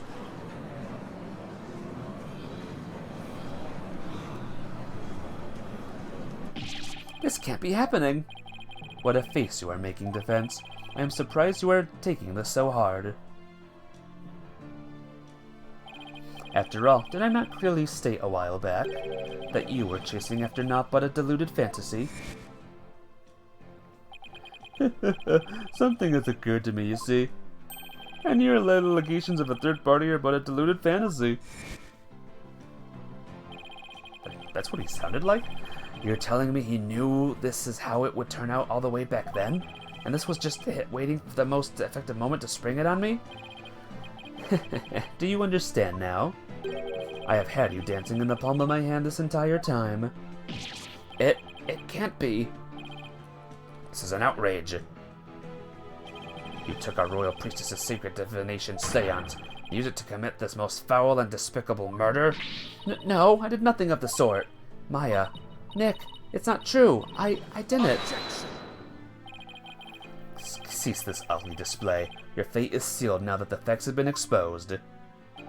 Your Majesty, the time has come to convict this criminal who only seeks to taint this sacred hall. Indeed, it seems this trial is over. Hold it! Does the defense wish to offer yet another counter-argument or something? The accused is not the killer. And, here's why. Now what do? I got nothing. No. It would appear that the defense has run out of arguments to make. I thought for sure that the rebel was the killer. The only person with the possible motive, the one dressed as Lady Kira, has vanished. I've got nothing to use against Prosecutor Sedmati's argument. Damn it, I can't lose now, not like this. Very well then, I shall now render my verdict. But wait, please wait, I'm begging you. It is time to let it go and move on. This trial need not be drawn out any longer. The defense has failed to counter the charge filed by the prosecution. In accordance with the law, I invoke the Defense Culpability Act against the defense. Now then, the court finds the accused Maya Fey and the defense Phoenix Wright guilty. And welp, we're dead. It was fun. Your Majesty, please forgive the interruption, but... Oh, hi. What is the meaning of this? A body has been found in the Plaza of Devotion, Your Majesty. What's this? A body? What's happened now? And we found this sticking out of the victim. Why, that's Lady Kira's war dagger? Lady Kira, she's returned from the Twilight Realm once again to defeat the rebels? Peace. Well, it would seem the dagger that was once lost has now been found. I have one more thing to report, Prosecutor Sedmati. Yes? This dagger... it bears the fingerprints of Maya Fey on it. What? But... why would Maya's prints be on it? So, 2 bodies now? I cannot believe it, yet it must be true. Yet something the matter, Prosecutor Sedmati? This trial has run its course, and the accused's guilt has been firmly established. However, it would seem the defense was right about one thing. I was? You claim that the murder at the Inner Sanctum had been carried out by the rebel hunter masquerading as Lady Kira. I did say something to that effect, but what of it? Prosecutor Sedmati, are you suggesting what I think you are? I believe the true identity of the rebel hunter who has been masquerading as Lady Kira is none other than the accused Miss Maya Fey. What? Me? What?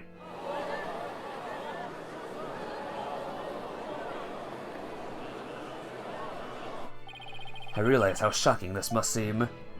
Looking back, however, I now realize there was much pointed to this fact.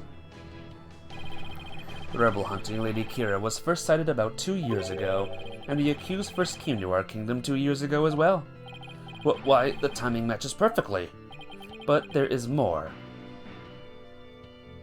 That warning letter was found in the High Priest's bedroom 3 days before the rite. Despite his house being locked up tight that night, how does that prove anything?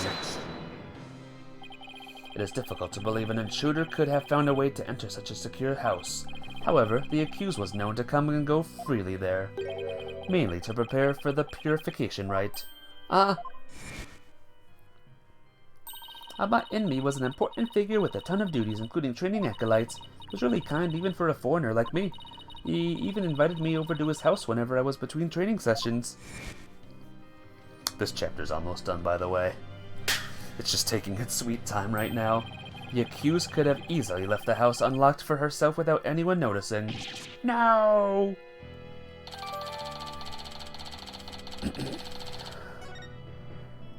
If we assume that the accused was Lady Kira, that more than establishes her motive for killing the High Priest.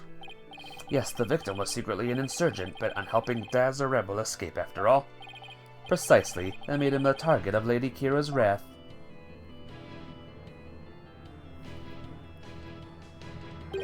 And after killing the High Priest, she then unleashed her divine justice on another rebel.